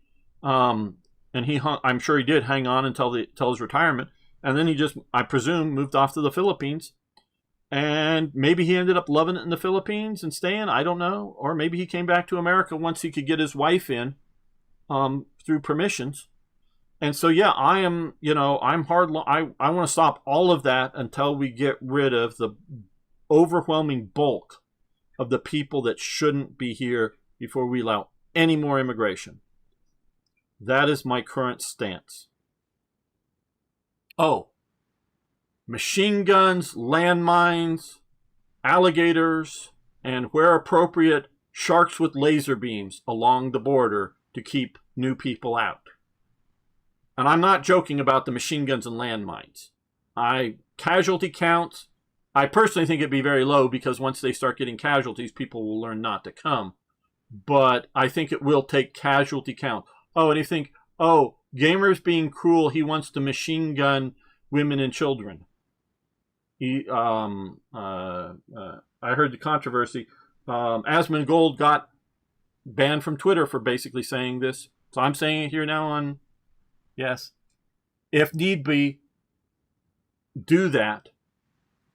But you got to understand how many people literally die a day crossing the American border. Maybe not every day, but some days it's a bunch. How many fucking cargo containers or trucks have they opened up with everybody fucking dead inside? Or half the people dead inside. And so all of those people are dying coming across the American borders. If it looks like it's shut down, and yes, if necessary, I'm all for, electrified fences with signs in multiple language saying, if you touch this fence, you die. I'm hoping nobody touches the fence. But if you do, you're going to die. So I'm not advocating shooting people. I'm saying if necessary to stop them, we shoot some. And I'm not caring about gender or age. And yes, if I get canceled, I get canceled. But that's, and it's not advocating for it. It's just saying if necessary, we do that. Okay, and I'm going to catch up on that thing. Have you done the 4-year plan or doing recovery? Latter is better for. We are doing some economic stuff. No dumb MIFO mechanics. I'm not exactly sure. We're doing some of that. Courts objecting deportations is a big problem. Well, some of those have been overridden, folk, in the last few days. My understanding. So yes, that is a problem. America, okay, another quick lecture. I'm not a lawyer, as you all know. I did have constitutional law as a course because, as a political science course. Constitutional law in the United States. I did have an actual course on it. So I am actually somewhat familiar with our Constitution and the laws regarding it. We have different types of courts in America. There is only one court mentioned in the Constitution, and that is the Supreme Court. It is also mentioned in the Constitution that the president, or no, sorry, that the Congress can create other courts. Okay, so the Supreme Court is there in the Constitution. And unless you're going to fundamentally change the Constitution, and that's not just an amendment, that's a fundamental change, it will always be there. Any other court can be created or gotten rid of by Congress, any of them. I know of at least 3 court systems in America, all created by the Congress. One is the sort of standard inferior courts to the Supreme Court. Those are, and there's also state courts too, but I'm talking federal courts here. This is standard sort of federal courts that you all hear about. That's one type of court in the American system. Another court, also created by Congress, is the military courts under the UCMJ, Uniform Code of Military Justice. I think I got all that correctly there. And that's, a court-martial for the Navy, for the Army, the Air Force, Space Force, Marines, for the Coast Guard, when the Coast Guard is part of the armed forces, which is only during the actual time of war. Otherwise, the Coast Guard is a law enforcement agency. During World War II, it became part of the armed forces. In times of peace, it goes back to being part of a police force. So right now, it's a police force. So it is not part of the military. But so the military has its own court system and its own laws based on UCMJ approved by Congress. It's approved by Congress. And so anything done under that is legal and basically outside of the Supreme Court or anything else because it is set up under that system. The other one, another court that I know of that's federal, is the immigration court system that is set up by Congress. And that court system that was set up by Congress is the court system that deals with immigration issues, immigration law, generally speaking, and also we want to get rid of person X. They go, and if they want to challenge it, they go to an immigration court. And the Supreme Court has upheld this, that the judiciary, the standard judiciary, has no jurisdiction over immigration. It is the immigration courts. Because why? The Congress says so. This is not Donald Trump. This is not, the Attorney General. This is not somebody else. This is Congress that passed the law and signed. I think this is under Eisenhower, but I'm not sure. Passed the law, signed signed by the president. So it's gone through 2 branches of our system, and it's set up under that jurisdiction. So there may be other federal courts that I'm just not aware of right offhand. But so regular judicial judges basically have no authority over immigration issues.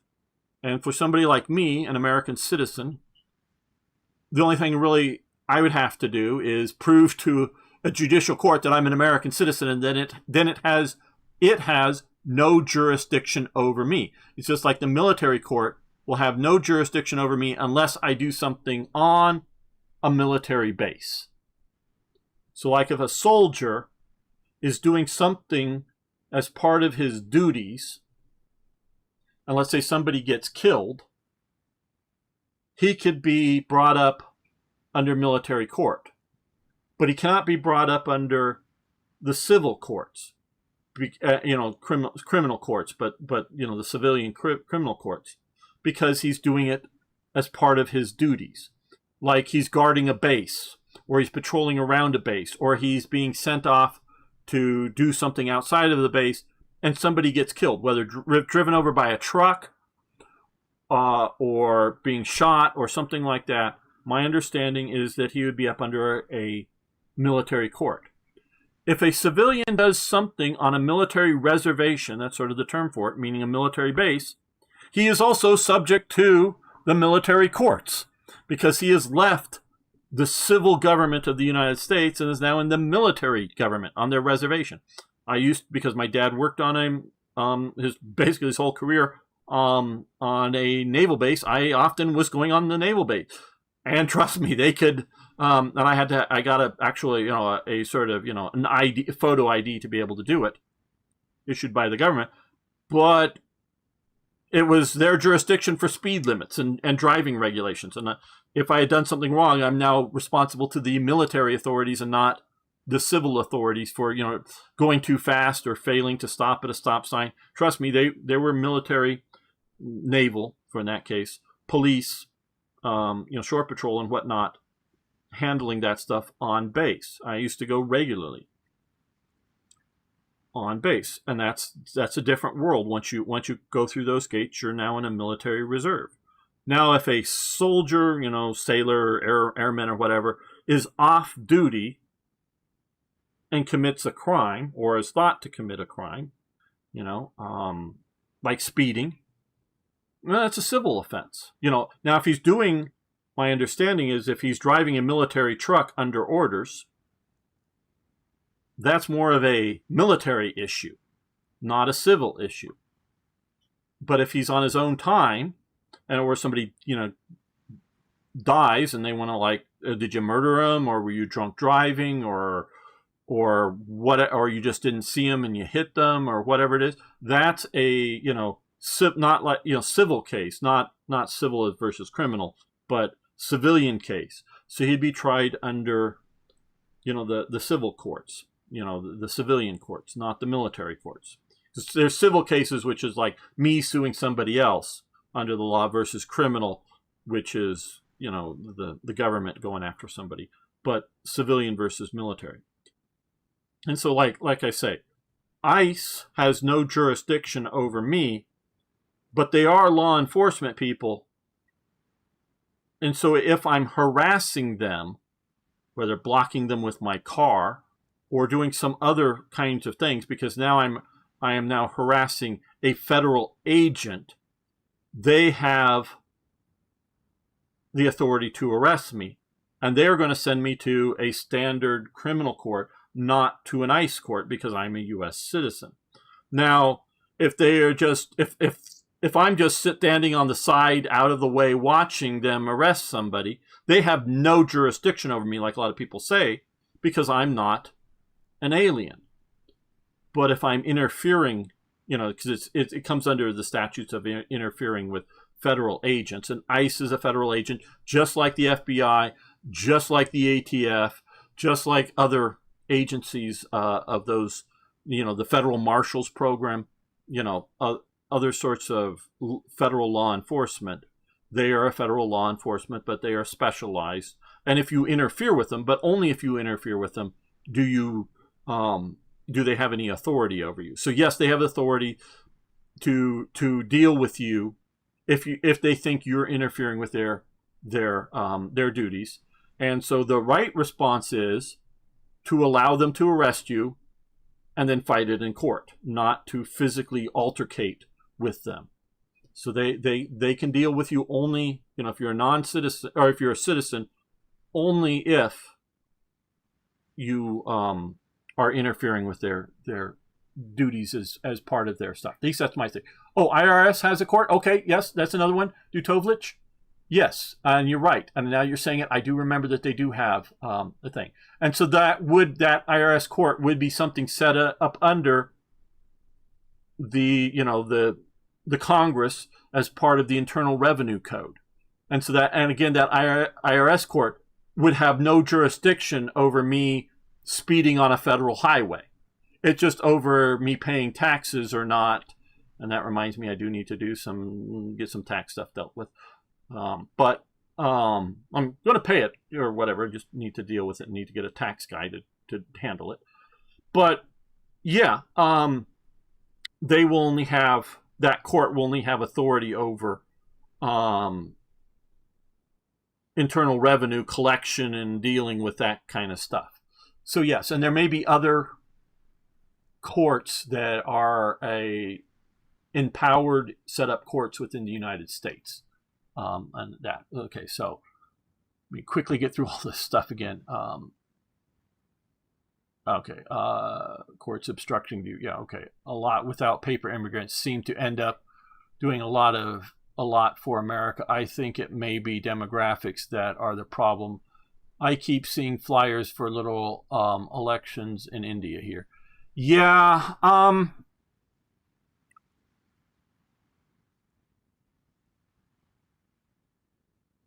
not worried about demographic decline in America. We will face some. There are certain reasons for it. It'll be another long lecture. I'm not going to go into why I think we're facing it here in America. It's different in different parts of the world, the demographic decline. Like I said earlier, I am not able to set up what the world in my mind is going to be like in the future with AI robots. But I don't think the decline in America is going to actually be a real problem long term. South Korea, it might become an actual real problem, and a few other extreme cases. I actually think the robotic future may increase the population, because one of the main factors in studying Anglo-Saxon culture, I'm saying it that way because it could be different in different cultures, one of the main factors for the limitations of births is economics. Because I know this going back in the 17th and the 18th century, a lot of people waited until they were established before having children. Again, I can go deeper lectures, but not doing so now. And so that was very much an economic situation. And you could very much look at it. Once a person became economically established, that's often. Now, the poor, who were never going to become economically established, just had children because they just had children. That wasn't going to be. But the sort of middling folk, whether you want to use the term class or not, but the middling folk would, and in 17th and 18th century Britain was actually a fairly large group. They waited until they were somewhat economically established and then started to have children, which was, and so that's our culture that we are functioning under today, and modified obviously by time and conditions, but that's where we come out of in America. I think if it no longer is a significant burden to have children, I think we will have more children.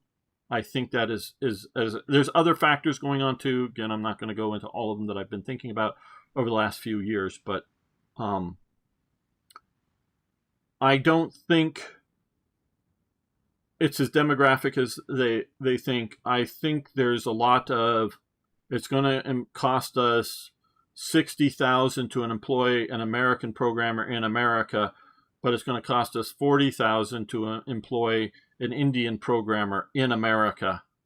Let's do the Indian one. I also think, like we see with other groups out there, once you get an Indian in charge of a company, like Apple or whoever, you start seeing significantly more hiring, both at the basic level as well as at the executive level, of Indians. I think they're promoting up, if not their family, their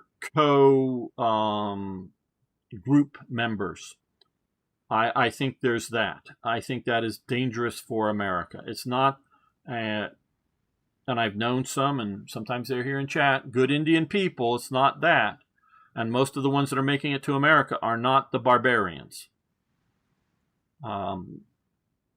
They're the educated class in India, where other places we see a lot of barbarians coming in, from Haiti or wherever.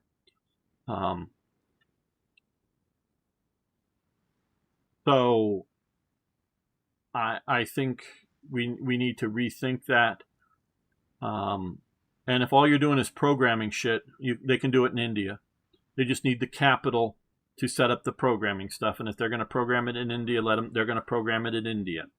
Whatever it is, AI or the new computer game or and it could be just a simplistic thing, it's whatever. So programming is not geographically dependent. Once you get to if you have a certain level of tech, even for just the upper group in a city in India, meaning, connection to the internet backbone and whatever, you're fine. You don't have to live in Silicon Valley or somewhere in America. It's going to happen. It is not, unlike some processes, it is not geographically dependent. I cannot have a plumber in India come and fix my pipes. I might now be able to have, whether I get an Indian plumber, but a plumber from a different state looking through a camera at what I'm doing and directing me to do it. Yeah, that can be a remote, somebody telling me how to fix a simple problem over the, telecommunications in a modern sense. But actually doing the work, they got to be here. So some things are geographically dependent, but programming, I don't think is. I don't know how much data centers, how much delay there is in global communication. Meaning, if a data center is here in Arizona, is that going to be noticeably faster than, me working with it than a data center sitting in Japan? And I'm working in this, doing the same sitting on my computer, using my computer as a terminal to work with a data/AI type center.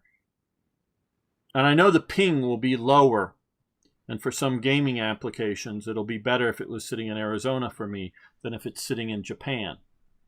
But realistically, how much is it an advantage? I don't know. I'm sure if the server's doing good, I'd rather be hooked up to one here in Arizona. But is it going to be so terrible or so bad, and not just terrible, just sort of bad or whatever, if it's in Japan? I don't know. And going through the future. So yeah. Okay. Okay. We're trying for all the buzzwords today. Yes, of course we are. You may be inferring too much from the text of the Constitution. Constitutional case law does not permit Congress to abolish federal judiciary. Separation of powers is well established in case law. Okay, I'm not talking about case law.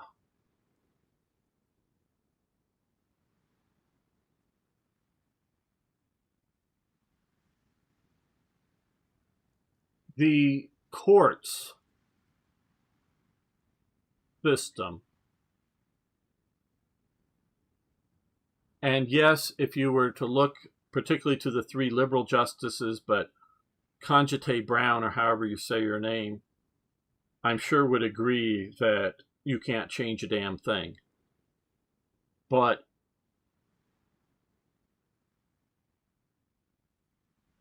the court has ruled, and in their and I believe it was a 9-0 that ruled that immigration courts have jurisdiction over immigration. I believe that was a 9-0. Meaning even she, Conjite Brown, or however you pronounce her name. I'm not trying to be silly. I just don't know correctly how to pronounce her. Brown. Justice Jackson, if you prefer. I mean, I think she's a DEI hire entirely. And I think she is a radical leftist. Whether technically a communist or not, I don't know. But a radical leftist. That is my evaluation of her. They are all defined as inferior courts outside of the Supreme Court. And the Constitution states that the Congress is the one who establishes any other courts. So in practical effect, because politics is, if you will, the art of the possible. It is not a science. I have a degree from a university, not just some little college somewhere, not just some online, college thing, but a real university. I have a degree in political science. I do not believe that there is such a thing as political science that I have a degree in. I believe in the art of politics. That is different. I think science just got thrown in as a buzzword to get more establishment in the days of, the hard sciences, the sciences. So they just, it's the art of politics. It's the art of the possible. I will agree entirely that if Congress were to wake up tomorrow and want to abolish all the rest of the courts in the United States except for the Supreme Court, it ain't going to happen. But if Congress wants to reorder the various circuits, the mid-level. The Congress wants to increase the amount or decrease the amount of judges, wants to change the system in the federal system. I think Congress, now obviously it's going to take an overwhelming majority of both houses of Congress or agreement with the president. And if there is agreement between the two houses of Congress and the president, that's two of the three branches of our government, that traditionally overweighs the other branch. And so if there was a thought that we want to create more districts, I'm blanking on what the various districts. We actually have more than we have Supreme Court justices, and there was the idea that there was one justice per district to oversee it when you physically needed to move around, in the olden days, even like the 1950s, to meet up with people. Now that you can do it virtually so easily. I don't know that we should increase, beyond the 9. But if we were to, we wanted to do another appellate level, if we wanted to add an appellate level between the two levels, if we are looking at the situation in which, with our Supreme Court, is almost daily seeing judges out there that have not been impeached that are going, oh, I'm going to rule that you can never remove a Somali person from America ever. Well, the Supreme Court just shot down another judge. Well, I don't care what that other judge did or the Supreme Court did. I'm saying they can't. And the only way the Supreme Court has the ability to affect this is if it gets before the Supreme Court. The Supreme Court can't deal with one of these a day. And also, if the appellate court, that's what I'm looking for, the districts of the appellate courts,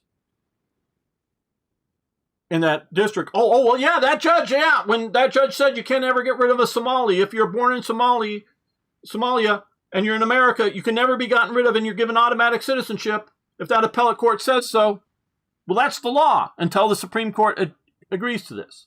And since they're not impeaching these various levels of federal judges, which they could, I'm just talking about the ones that are defying the Supreme Court routinely. Maybe they'll go, okay, the Supreme Court is being overworked. We're going to create appellate level 2 or something, or super appellate.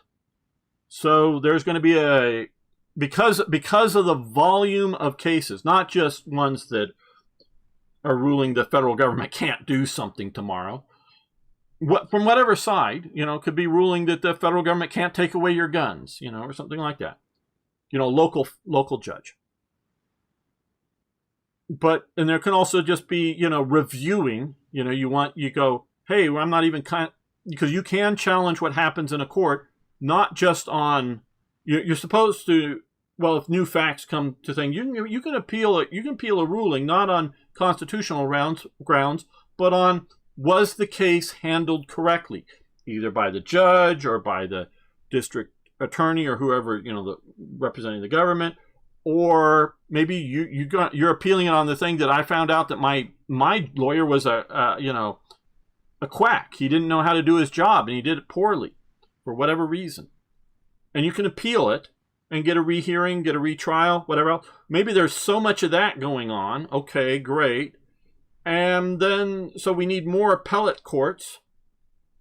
But we also, because of things, we need another layer to not worry about all those appellate, how many thousands or tens of thousands of appeals that you want to make within a year. We need another thing to go be sort of below the Supreme Court, but to quickly get at constitutionalities of laws. And can the government fire all, can the president, through his representatives, through the agricultural secretary or the HHS secretary or whoever, fire their own employees? Can they do that? The Supreme Court has said yes. But maybe if you want to do a lot of that, that could be challenged at the super appellate level and create that level. And so that fewer cases actually need to get to the Supreme Court. So maybe we need this other thing. So the Congress, with the approval of the presidency, could easily, well, maybe not easily, but could legally create a new appellate level in our judiciary. That is what can happen. Yeah, and obviously it would take a majority of the House and majority of the Senate, and it would take the president to all agree upon the details of the situation, you know, the law, and that could happen. Okay, we are still fighting this war in Spain. Let's look at our construction. Okay, we're still got more to do.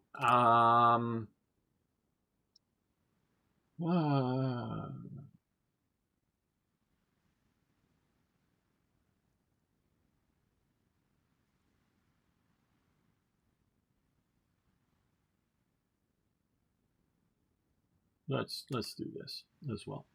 Try to get that to make sure that we are trying to mitigate, and we also need to, I know we'll reorganize the Wehrmacht. We need to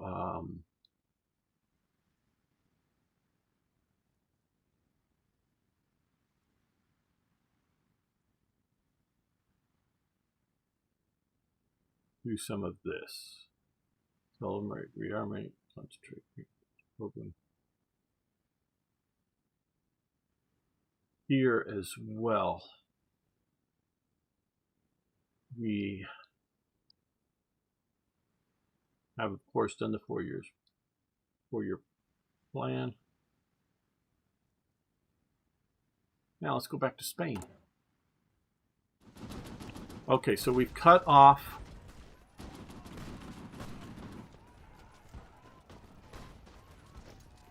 this part of Spain from the rest.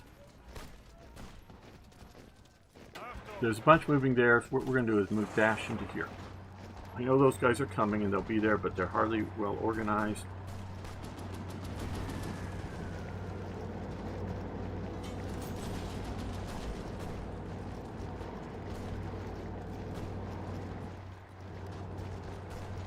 They're moving to here, so that's good. I was going to maybe see about moving the tanks, but if they move too many forces, oh, we're already because of that. Okay. Let's see what we did there. Well, we are in 37, but I'm going to go to at least June 37, making nothing but civil factories.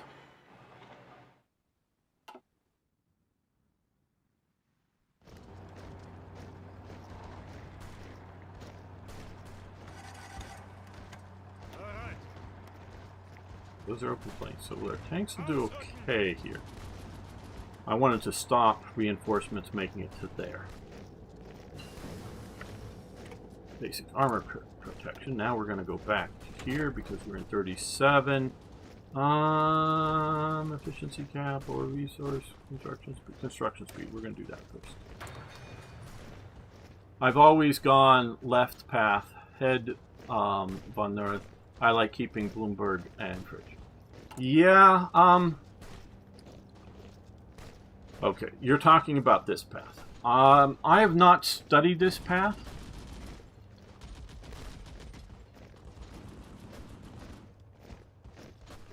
I don't know how much a lecture. In 1933, and I believe 1934, but Constantine van Rath is the German foreign minister. At that time, the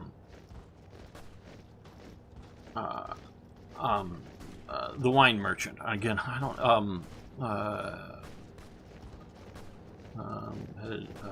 Requires effect available. Oh, Joachim von Ribbentrop. Yes, I'm just looking for his name here. Joachim von Ribbentrop is the NSDAP's foreign minister. At some point in there, you know, after 33, before 36, I believe, he becomes ambassador to the court of St. James, or to England, to Britain, to the United Kingdom, whatever term you want to use. He does a very poor job of it because he's an ideologue. As opposed to, you know, a good ambassador smooths the way for whatever you're going to do. That's what they do. That's what a good ambassador is.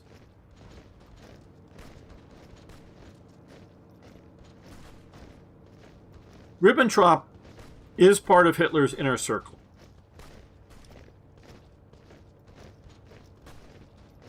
And the way Ribbentrop gets power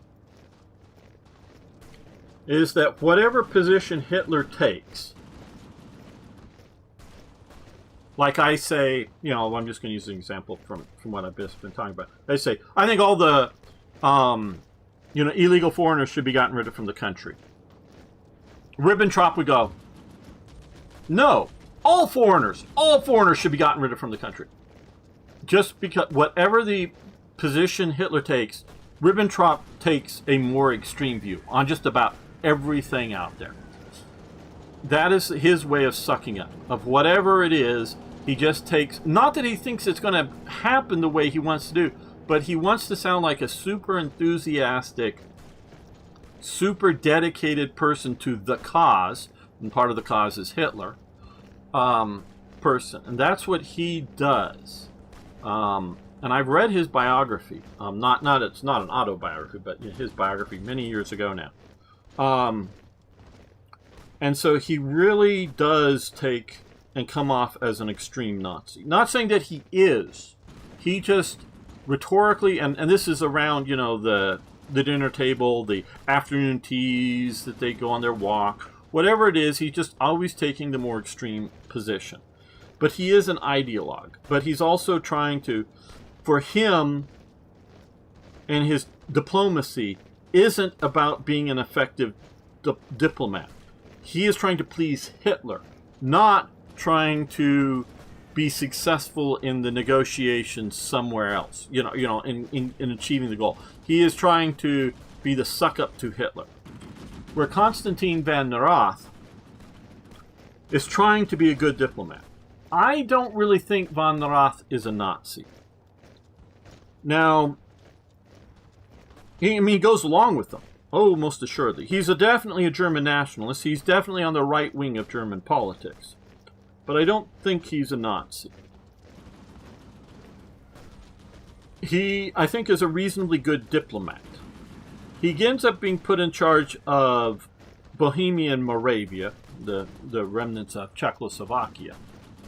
And it's thought he's being too easy on the Czechs.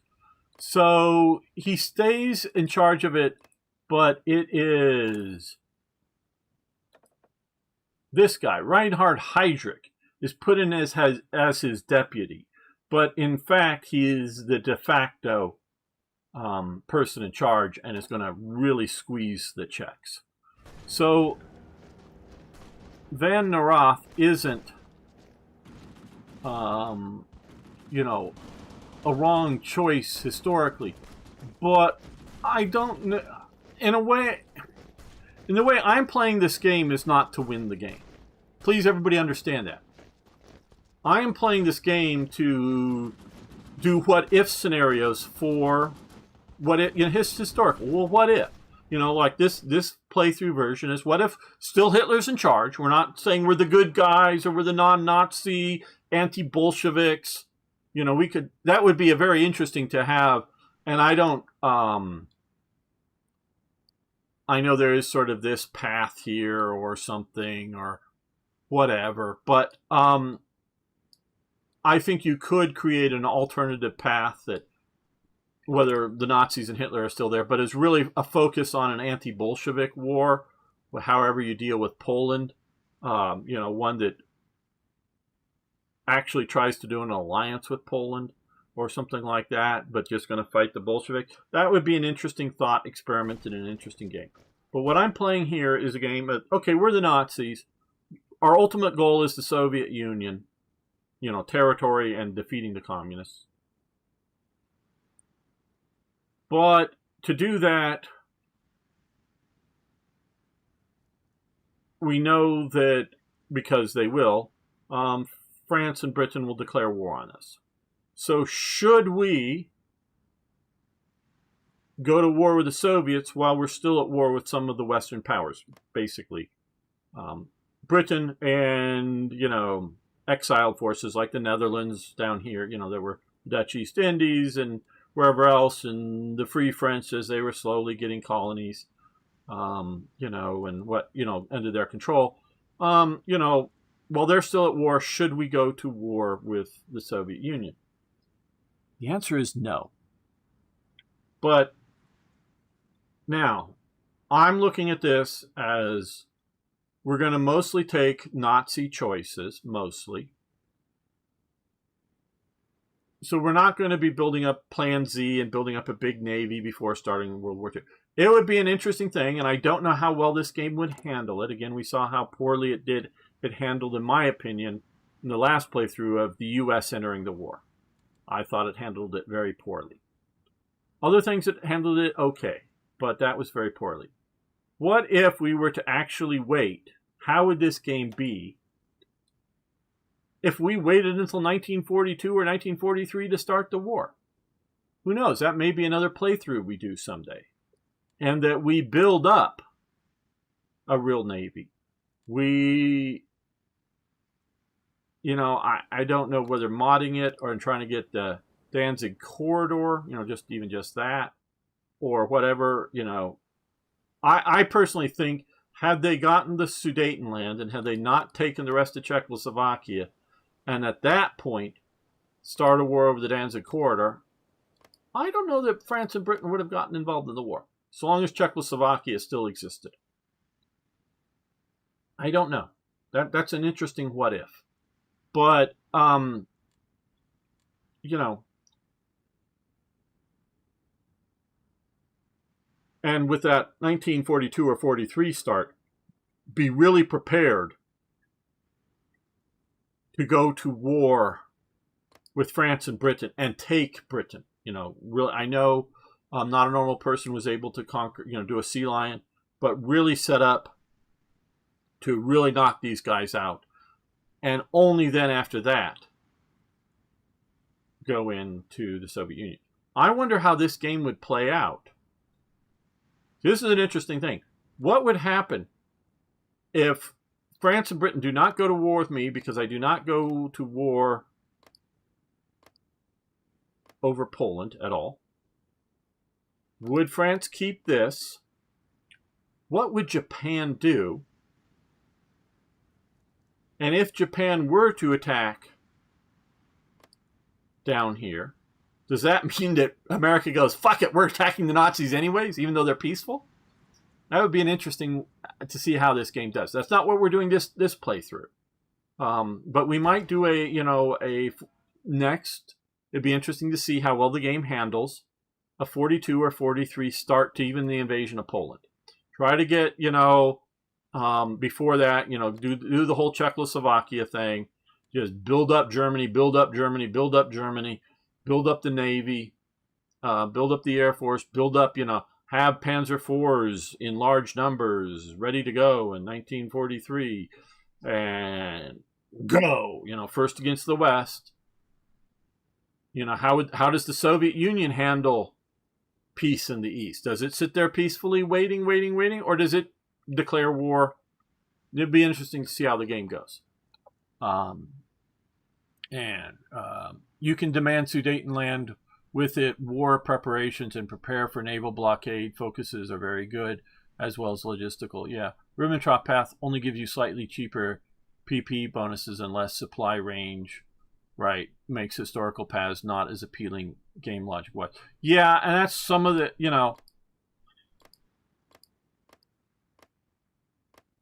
all of the things I've just been proposing to play are all within the Hitlerian realm of we got to go east. He understands economies. Not that he's some super brilliant person, but he understands economies. He doesn't realize, because they can't quite say it, and he is definitely not a Nazi, he doesn't realize that they are on an inevitable course for war, and soon. He wants to build a strong German nationalistic state that I think, yeah, might include Austria, might include Sudetenland, might include Danzig, maybe or maybe not the Danzig corridor, and just sort of continue to build up strong Germany, and there may be a war someday, but a strong German. That's what Helmut Schack wants to do. I also think that's what Van der Roth wants to do. Neither of these guys are some leftist, centrist politicians or something like that. No, they're right-wingers. But they're not, like you can see, befriend Czechoslovakia as one of the possibilities here. It's a, befriend Czechoslovakia, but like, let's say get the Sudetenland. I don't know if that's how this works. I haven't played with it that way. Or I can see demand it here. Yeah, and as the von der Roth thing. But Hitler his plan is to go to war, and it is. Strangely, Hoy handles alt history way better than Hoy 4, which is loaded with focus alt histories. Hello, IKB. You're absolutely right, Elizabeth. I do still dream of playing a properly... Okay, we're going to stop these guys from training. Because we've got enough experience and we're going to get a lot more. We don't need to waste the equipment. I still have the desire to play one or two more major campaigns, for YouTube. Not maybe live, I don't know. There's still a bunch of stuff to do. Okay, you're going to stop attacking and you're going to come over here because I see these guys going somewhere else and I don't understand it. You guys are going to come here. And I see empty terrain that I could go in and occupy.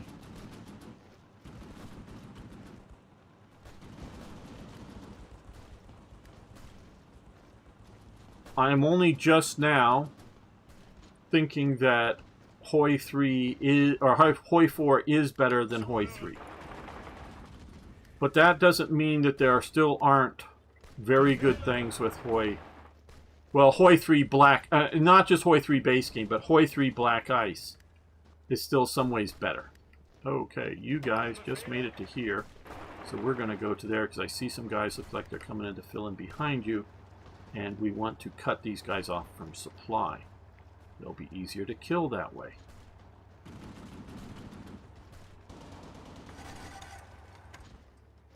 And these guys hopefully will stay in supply and be able to... Hopefully they'll come in and fill in the vacuums behind me and I won't have to... Okay, Germans, you guys come down here.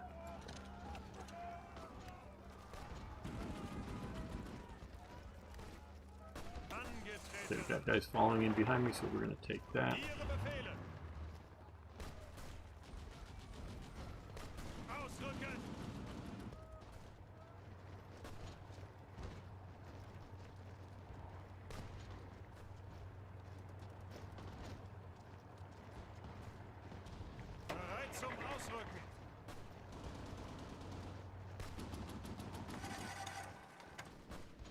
Okay, good.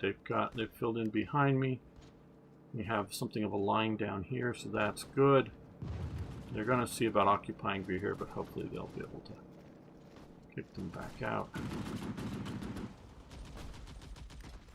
Okay, good. Now that we see them there, we're going to presume that they're going to handle some of that. We're going to get these guys out of the mountains. Where well, their momentum did carry them pretty good up to there, so that is nice. Okay.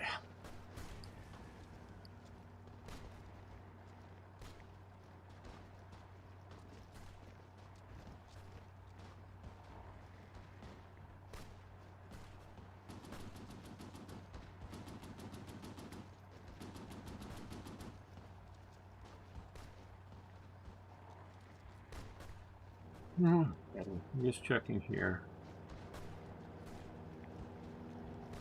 Army experience, yes. Yeah, we want to move down through here. So we will, until we can get another one of these, we may also still, I don't know, do that sometime. But we're going to move down this path, I think, here now. Just 35 days, we'll get 2 more military factories.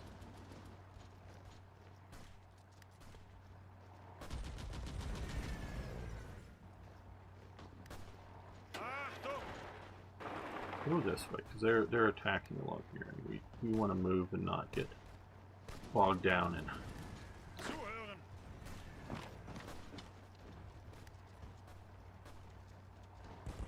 just sparring matches. Okay, well, we now have Pack 38s. Okay, piercing, big guns, production reduction, production efficiency gain.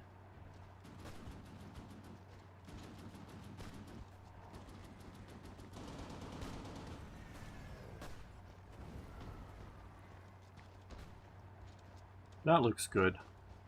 Production efficiency gain and everything early on to get our production up. To be fair to the game, Ribbentrop wasn't exactly the best choice in real life. Yes. Like I was saying, he was an ideologue.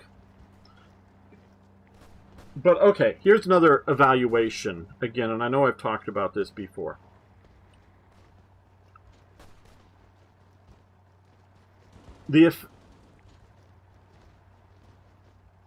In many cases, or maybe in most cases, your effectiveness within the National Socialist regime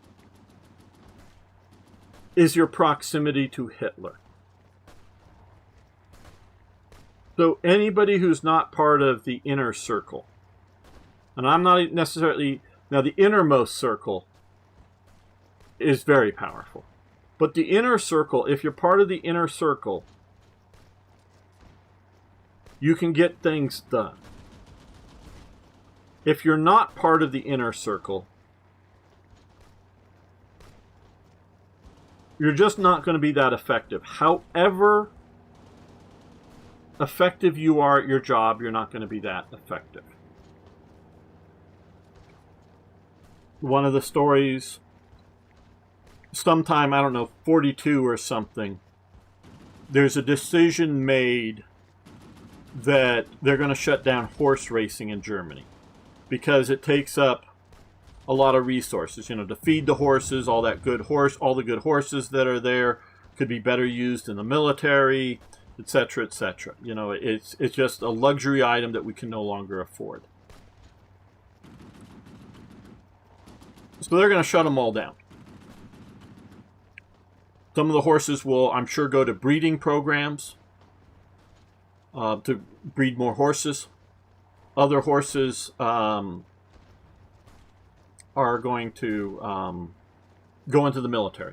Or other, you know, it's not necessarily that you're going to, take some wonderful racehorse and send him off to the Stalingrad front just to die. Oh, he may get put out and do farm labor, you know, pull a plow or something, or pull a wagon, useful for the economy.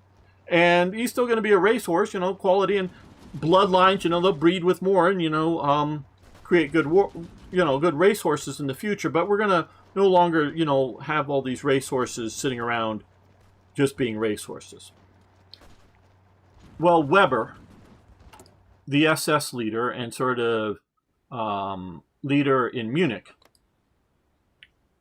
he's a big racehorse fanatic. He runs the Brown Derby, which is an annual race. One of the more prestigious ones. Well, he's an Alter Kameraden, an old comrade of Hitler's. And he appeals to Hitler personally. And the Brown Derbies get to continue on all those racehorses that are associated to stables and all that stuff, however many hundreds of them there are. And it's not just, we're not just talking about 20 or 30. We're talking about hundreds of horses, if not thousands. I don't know quite just how many that this encompasses, but it's a bunch. They get to continue until it's, 45 or something, and, things are falling apart or whatever. Because he can appeal to Hitler, and however good or practical or realistic or necessary the plan is, he can get it altered because he can get to Hitler. And the Brown Derbies continue just for a few more years, because obviously they're going to lose the war. Spoiler. So, however good Constantine van Rath or Helmar Schacht are, neither of them are even in the inner circle. They may be the outer circle, but I don't even know if it's really making it to that level. Schacht is a guy running economy off in the banks and whatever in the government. I'm not even sure if he ever even meets Hitler. And he probably does, but it's probably at some big, function in which, Hitler's touring the National Bank or something, and he's one of the guys, the guys at the reviewing, up on the stage, shaking hands and whatever else. I don't know and again, it's my ignorance. I'm not saying he didn't. And I'm not saying I've studied this and can't find any reference to it. I'm just saying I don't know of him ever meeting Hitler. And more likely he would have met him, earlier on, 33, 34 or something, when Hindenburg is still in charge and Hitler's just, the chancellor, not the Führer yet.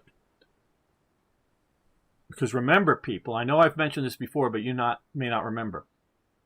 Almost every day, Hitler, okay, when Hitler's not traveling around, because, he's constantly barnstorming, and even after he was the first real politician to really use, two things. One, other politicians did use it, but he very effectively used the radio, but he also used the airplane. He would fly around Germany. He and a small group would fly around Germany to all these different, whether it's a big rally that you may think of, or just meeting some, political donors or other important people somewhere. He was constantly moving around. And so he was very much doing it with a personal touch, both, like I say, both in person, shaking particular people's hands, and not just like, war veterans for the camera, but actually meeting individual people. And yeah, and something like that, he very well could have met Schacht at some stage. But even after he gets into power, he's still doing that on a lesser scale. Oh, and it really just ramps up during the election periods, when they're holding the elections. He is still traveling around doing Nazi party business in the non-election times. But, during the election campaigns, he's doing it. Well, he still does that after he becomes chancellor, but not nearly at the schedule he was before. But so long as he's not traveling around and doing something specifically, every workday, 5 days a week, he shows up in the office. While Hindenburg is president, he shows up at the chancellery and shows up at the office and does his work at the chancellery. Almost immediately after Hindenburg dies, he entirely stops that. 90+%, that ends. The only time he's really showing up at the chancellery is when he's got an important meeting, like with Hoxha or whoever it was from the Czechoslovakia, when they're trying to intimidate them into, at the end there, or some other sort of official meetings. He basically stops showing up for work. He brings work home with him. So much of it is out at the Obersalzberg down here. He's running the government from home, as it were. Even when he's in Berlin, it doesn't need to happen at the office. It's just wherever the meetings are going to be convenient for him. So he's mostly just showing up here for public appearances' sake. He's running Germany from down here. But while there's still a president, he's going to his office. Like I say, that immediately ends. So people like van der Rohe, people like Schacht, not that they're never invited, and I don't know all the guest lists. I'm sure I don't know how much of that is preserved. Some of it is, I know. Some of it was destroyed, I know. I don't know if there's multiple copies or whatnot. But So he's running that government, and it's maybe partly a laziness thing, but it's also partly just style thing. And it's not that he isn't. And I think rightfully so. He's delegating a lot of stuff because, as complicated as Germany is, one guy can't run the show. You've got to put in people that you trust. Whether they're the right person or not for the job is another question. But you need to put people in to run the different things, whether it's the Luftwaffe or the canals and railroads and whatever it is. You need to put people in charge of things and let them run the government. And you need to set direction for that. And then you only really, really need to step in for, to solve problems that show up. And so, yeah, however good somebody is, if you don't have that proximity to Hitler, you're not going to do that well. And that is part of the problem with Nazi Germany. It is not an meritocracy. It is a Hitlertocracy. It's how close you are to Hitler. Now, if you get the right, or a person that's able to do the job, Speer, for example, and he is able to do the job. Not everything's perfect with him. He's not always making the right decision. He's not winning all the political battles, but he's the right person for the job. Things go very well. When they're not the right person for the job, Goering, because he's drugged up, he's very, very bright. He's very smart, but he's drugged up. And they talk about Goering after both, if I'm not mistaken, both people that knew Goering during the height of the period, but, during Hitler, and then how he becomes after captivity, as well as the people in captivity watching him change as he gets off the drugs, because the Americans do not supply him with morphine. As he gets off the drug, he becomes sharper and sharper and sharper, and really could have run the Luftwaffe, as well as the 4-year plan, as well as anything else, much better. He would have been the man for the job. Because I remember, I forget who it was talking about the fighter war against the bombers as if he were in World War I, in that he just has no grasp over the modern technologies. And I think it's his drug-addled thing. He just isn't absorbing how the war is changing. He knows the airplanes are flying faster. He knows they're carrying bigger armaments and all that. And not that he's unaware of things, but he really doesn't understand how, like here's something I'll very much admit. I don't know how warfare's changed with drones.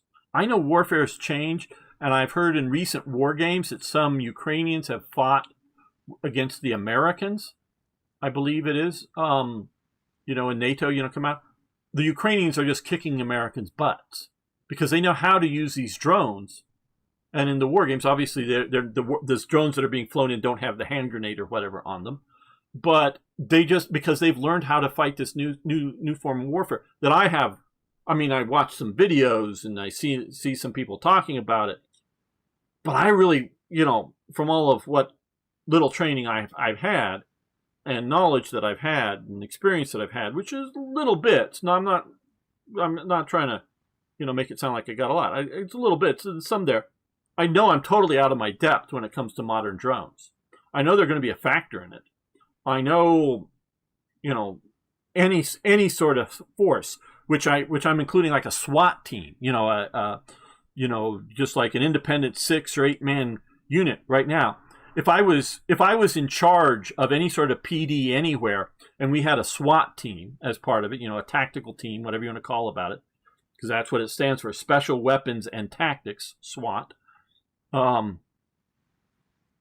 I would be having a drone guy. Yeah, not with a grenade, maybe, but maybe you want to use, a tear gas type grenade on it, to fly it in and instead of trying to throw it through a window, fly it down a chimney or something. Can we fly a drone down a chimney? Let's practice.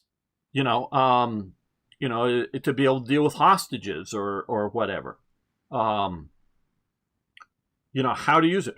There should not be a SWAT team in America that isn't playing with drones right now. And definitely somebody on SWAT team should be playing and flying with a drone that has a camera on it, live feed, so they can look around.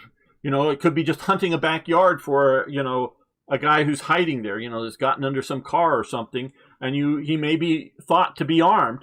You may want to send in the drone. So it is right now, in my opinion, the level of criminal negligence. If there's a SWAT team out there, and there's probably many, that doesn't have a drone and somebody who's learning to be a drone operator. I'm not expecting to have it all worked out right now, you know, how to do it in a police environment. And again, you know, you can use like pepper spray, tear gas. You could even think about, do you want to do some sort of electronic, you know, taser type thing? You know, fire a taser gun at somebody. You know, how would it be? You got somebody that's running around and he has a knife, and you just fly a drone up next to him and just hit him with a taser. You know, what would that be like? And, you know, why would that be anything worse under the law than, you know, getting near him and shooting with the same, you know, I'm talking about a taser that, you know, the two prongs.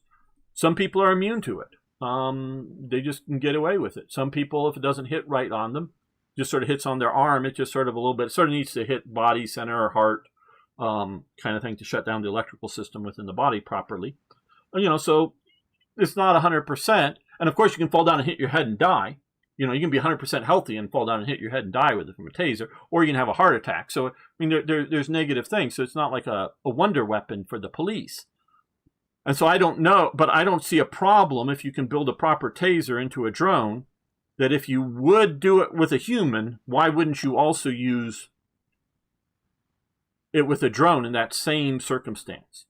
Now, maybe you might find some police departments over, you know, just using it for fun on people. You know, oh, well, he's there. Well, we're just going to tase him instead of, like, you know, approach him or something.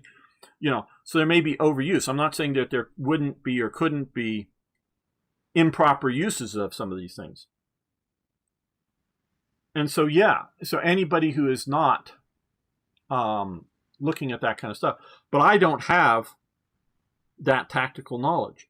How, you know, I have definitely been trained like in event security and for personal security not at the Secret Service that high level, but at a fairly well trained high level, how to do stuff, as well as how to deal with bomb threats and other things like that, and how to clear rooms, you know, of crowds. Not you know, I'm not talking tactical clearing. I'm just saying how to orderly get people out of the room rapidly if there's like a bomb threat. I've gone through those kinds of trainings in the past.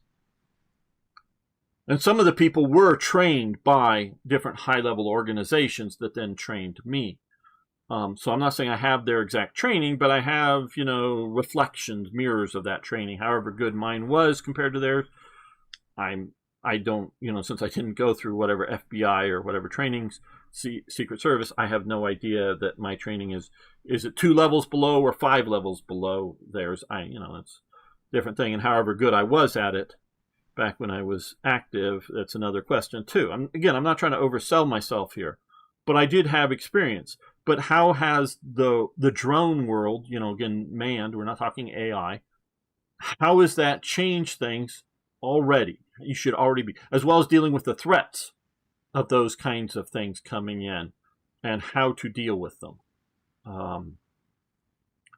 And so, yeah, I know I'm out of my depth on that. So even if you're the right person, if you're not around Hitler, it ain't going to go so well. So it would be rather to have a Ribbentrop running your foreign policy than Van der Rohe, because Van der Rohe will be establishing a policy of how to cooperate with, you know, the Low Countries, and working hard at making diplomatic relations with Belgium and the Netherlands and whatnot. And oh, wait a minute, we're invading them and killing all those people? Oh, well, why did I just spend 3 years trying to, you know, set up a peaceful diplomatic relationship with them? We're just going to go in and invade them, and if they oppose us, we're going to shoot them, and we're going to shoot the most annoying ones anyways? Well, what's the purpose of me doing that? You know, so when you're not on the same page because you are living in a different world than Hitler's world, I mean, you're there, but you're living in what you think is the rational nationalist German world, and then really you're living in crazy Hitler world. You're not the right guy for the thing. Why does he only have 3? Shouldn't he have 4? Okay, no, it's these 3 with that. Okay, that's it. So I know that. Yeah, right. Okay. Let's see. Just back from watching a stage production of My Neighbor Totoro. That rings a bell, but I'm missing it. IKB, I don't get the reference. It rings a bell. It really does, but I'm just not on the right page with you. To be fair to the game. Okay, Ribbentrop, yeah. The game relies too much on arcadey RPG mechanics, yes. He's a good diplomat. The Ribbentrop-Molotov Pact was truly a huge deal for the two-front problem. Absolutely. You can't make use of his skills in alt-hist, right? He is good. He should give factory output bonuses too to reflect his contribution to going around Versailles. Yes, another diplomat, another very effective diplomat that, at least out of quick memory, I do not see here. I don't see here. He may be here in a thingy here, but definitely not one of these guys. Is Franz von Papen, former Chancellor of Germany, former Vice Chancellor of Germany under Hitler, whose position goes away as Vice Chancellor when Hitler becomes Der Führer, and absorbs both the Chancellery and the presidency into one office. The Vice Chancellery goes away. After that, he is given the job. He is a Catholic German. That's part of why he's given the job. And he enthusiastically embraces this new job of Anschluss, or union between Germany and Austria. He is sent down, another guy who is not a Nazi. He's a right-winger. I'm not saying, I don't know that he's like a fascist. He's an authoritarian, and more like a Kaiser authoritarian, in which, you have a Kaiser, you have central authority, but you have a, democratic representation system under that. It's not freewheeling any political party alignment, whatever can happen. No, it's within a spectrum. It's not like a Louis XIV, the Sun King's will be done no matter what anybody thinks. No, it's not for like a dictatorship. It's for, an authoritarian system with a democratic representation under it kind of guy. But he very much wants to see a very strong Germany. He wants to see a united Germany. So he's agreeing with, some of the motivations here. And so he goes to work. And remember, with Austria, in 1933, I believe it is, Austrian Nazi kills, Adolphus or whatever, the Fatherland Front. Most people that I've talked to, some people think that they're fascists, not Nazis, fascists, but they're either fascist or they're authoritarians, nationalists, but maybe more fascist in the line of Mussolini's fascism. But I'm still not absolutely sure, because I don't know, and I've had some German friends look into this. I don't know their sources on reading it, meaning because if you had too much of a leftist viewpoint, you just see everything to the right as fascism. So I don't know if they're true, and it's not whether the nationalist good, fascist bad. I just don't know their ideology. But kills him, assassinates the leader of Austria, and the NSDAP is banned after that. And Franz von Papen in 35, I believe it is. He's sent there, but it's sometime after the beginning of 34, when Hindenburg dies. He takes on, and he's offered, and he takes on with whole heart. And I really do need to be ending this soon. Trying to do the union with Austria, does a very good job with diplomacy on that. And then he's sent, after that job, down to Ankara / Istanbul, mostly Ankara, to try to get Turkey on side, and eventually he just decides to sort of stay there when he recalled, because he realizes, and that's sort of late in the war, it isn't necessarily going to go well being recalled. So at some point, I think he gives up and just realizes the war is lost. Let's just ride it out down in Turkey. Well, I want to thank AKB Studio Ghibli, film written and directed by Mio. Yeah, I know. Now playing. Oh, that's it. That's it. Yes, that's My Neighbor Totoro. Yes, yes. Thank you. Yes, that's where I heard it from. Of course, I know like Porco Rosso and the Moving Castle movie and some of his other stuff. Yes, that's where I heard it. I'm not just BSing saying I know things and I don't, and I'll admit when I don't know. Okay, so thank you, Elizabeth. Thank you, IKB. Yes, that would be good to see. I don't think I've seen that one. Don't know if I'd see it live or in the theater. Thank you, folk. Thank you, Mark, for hanging out with me for a while. Gamel Play. Yes, if you haven't already, please subscribe or follow to the channel.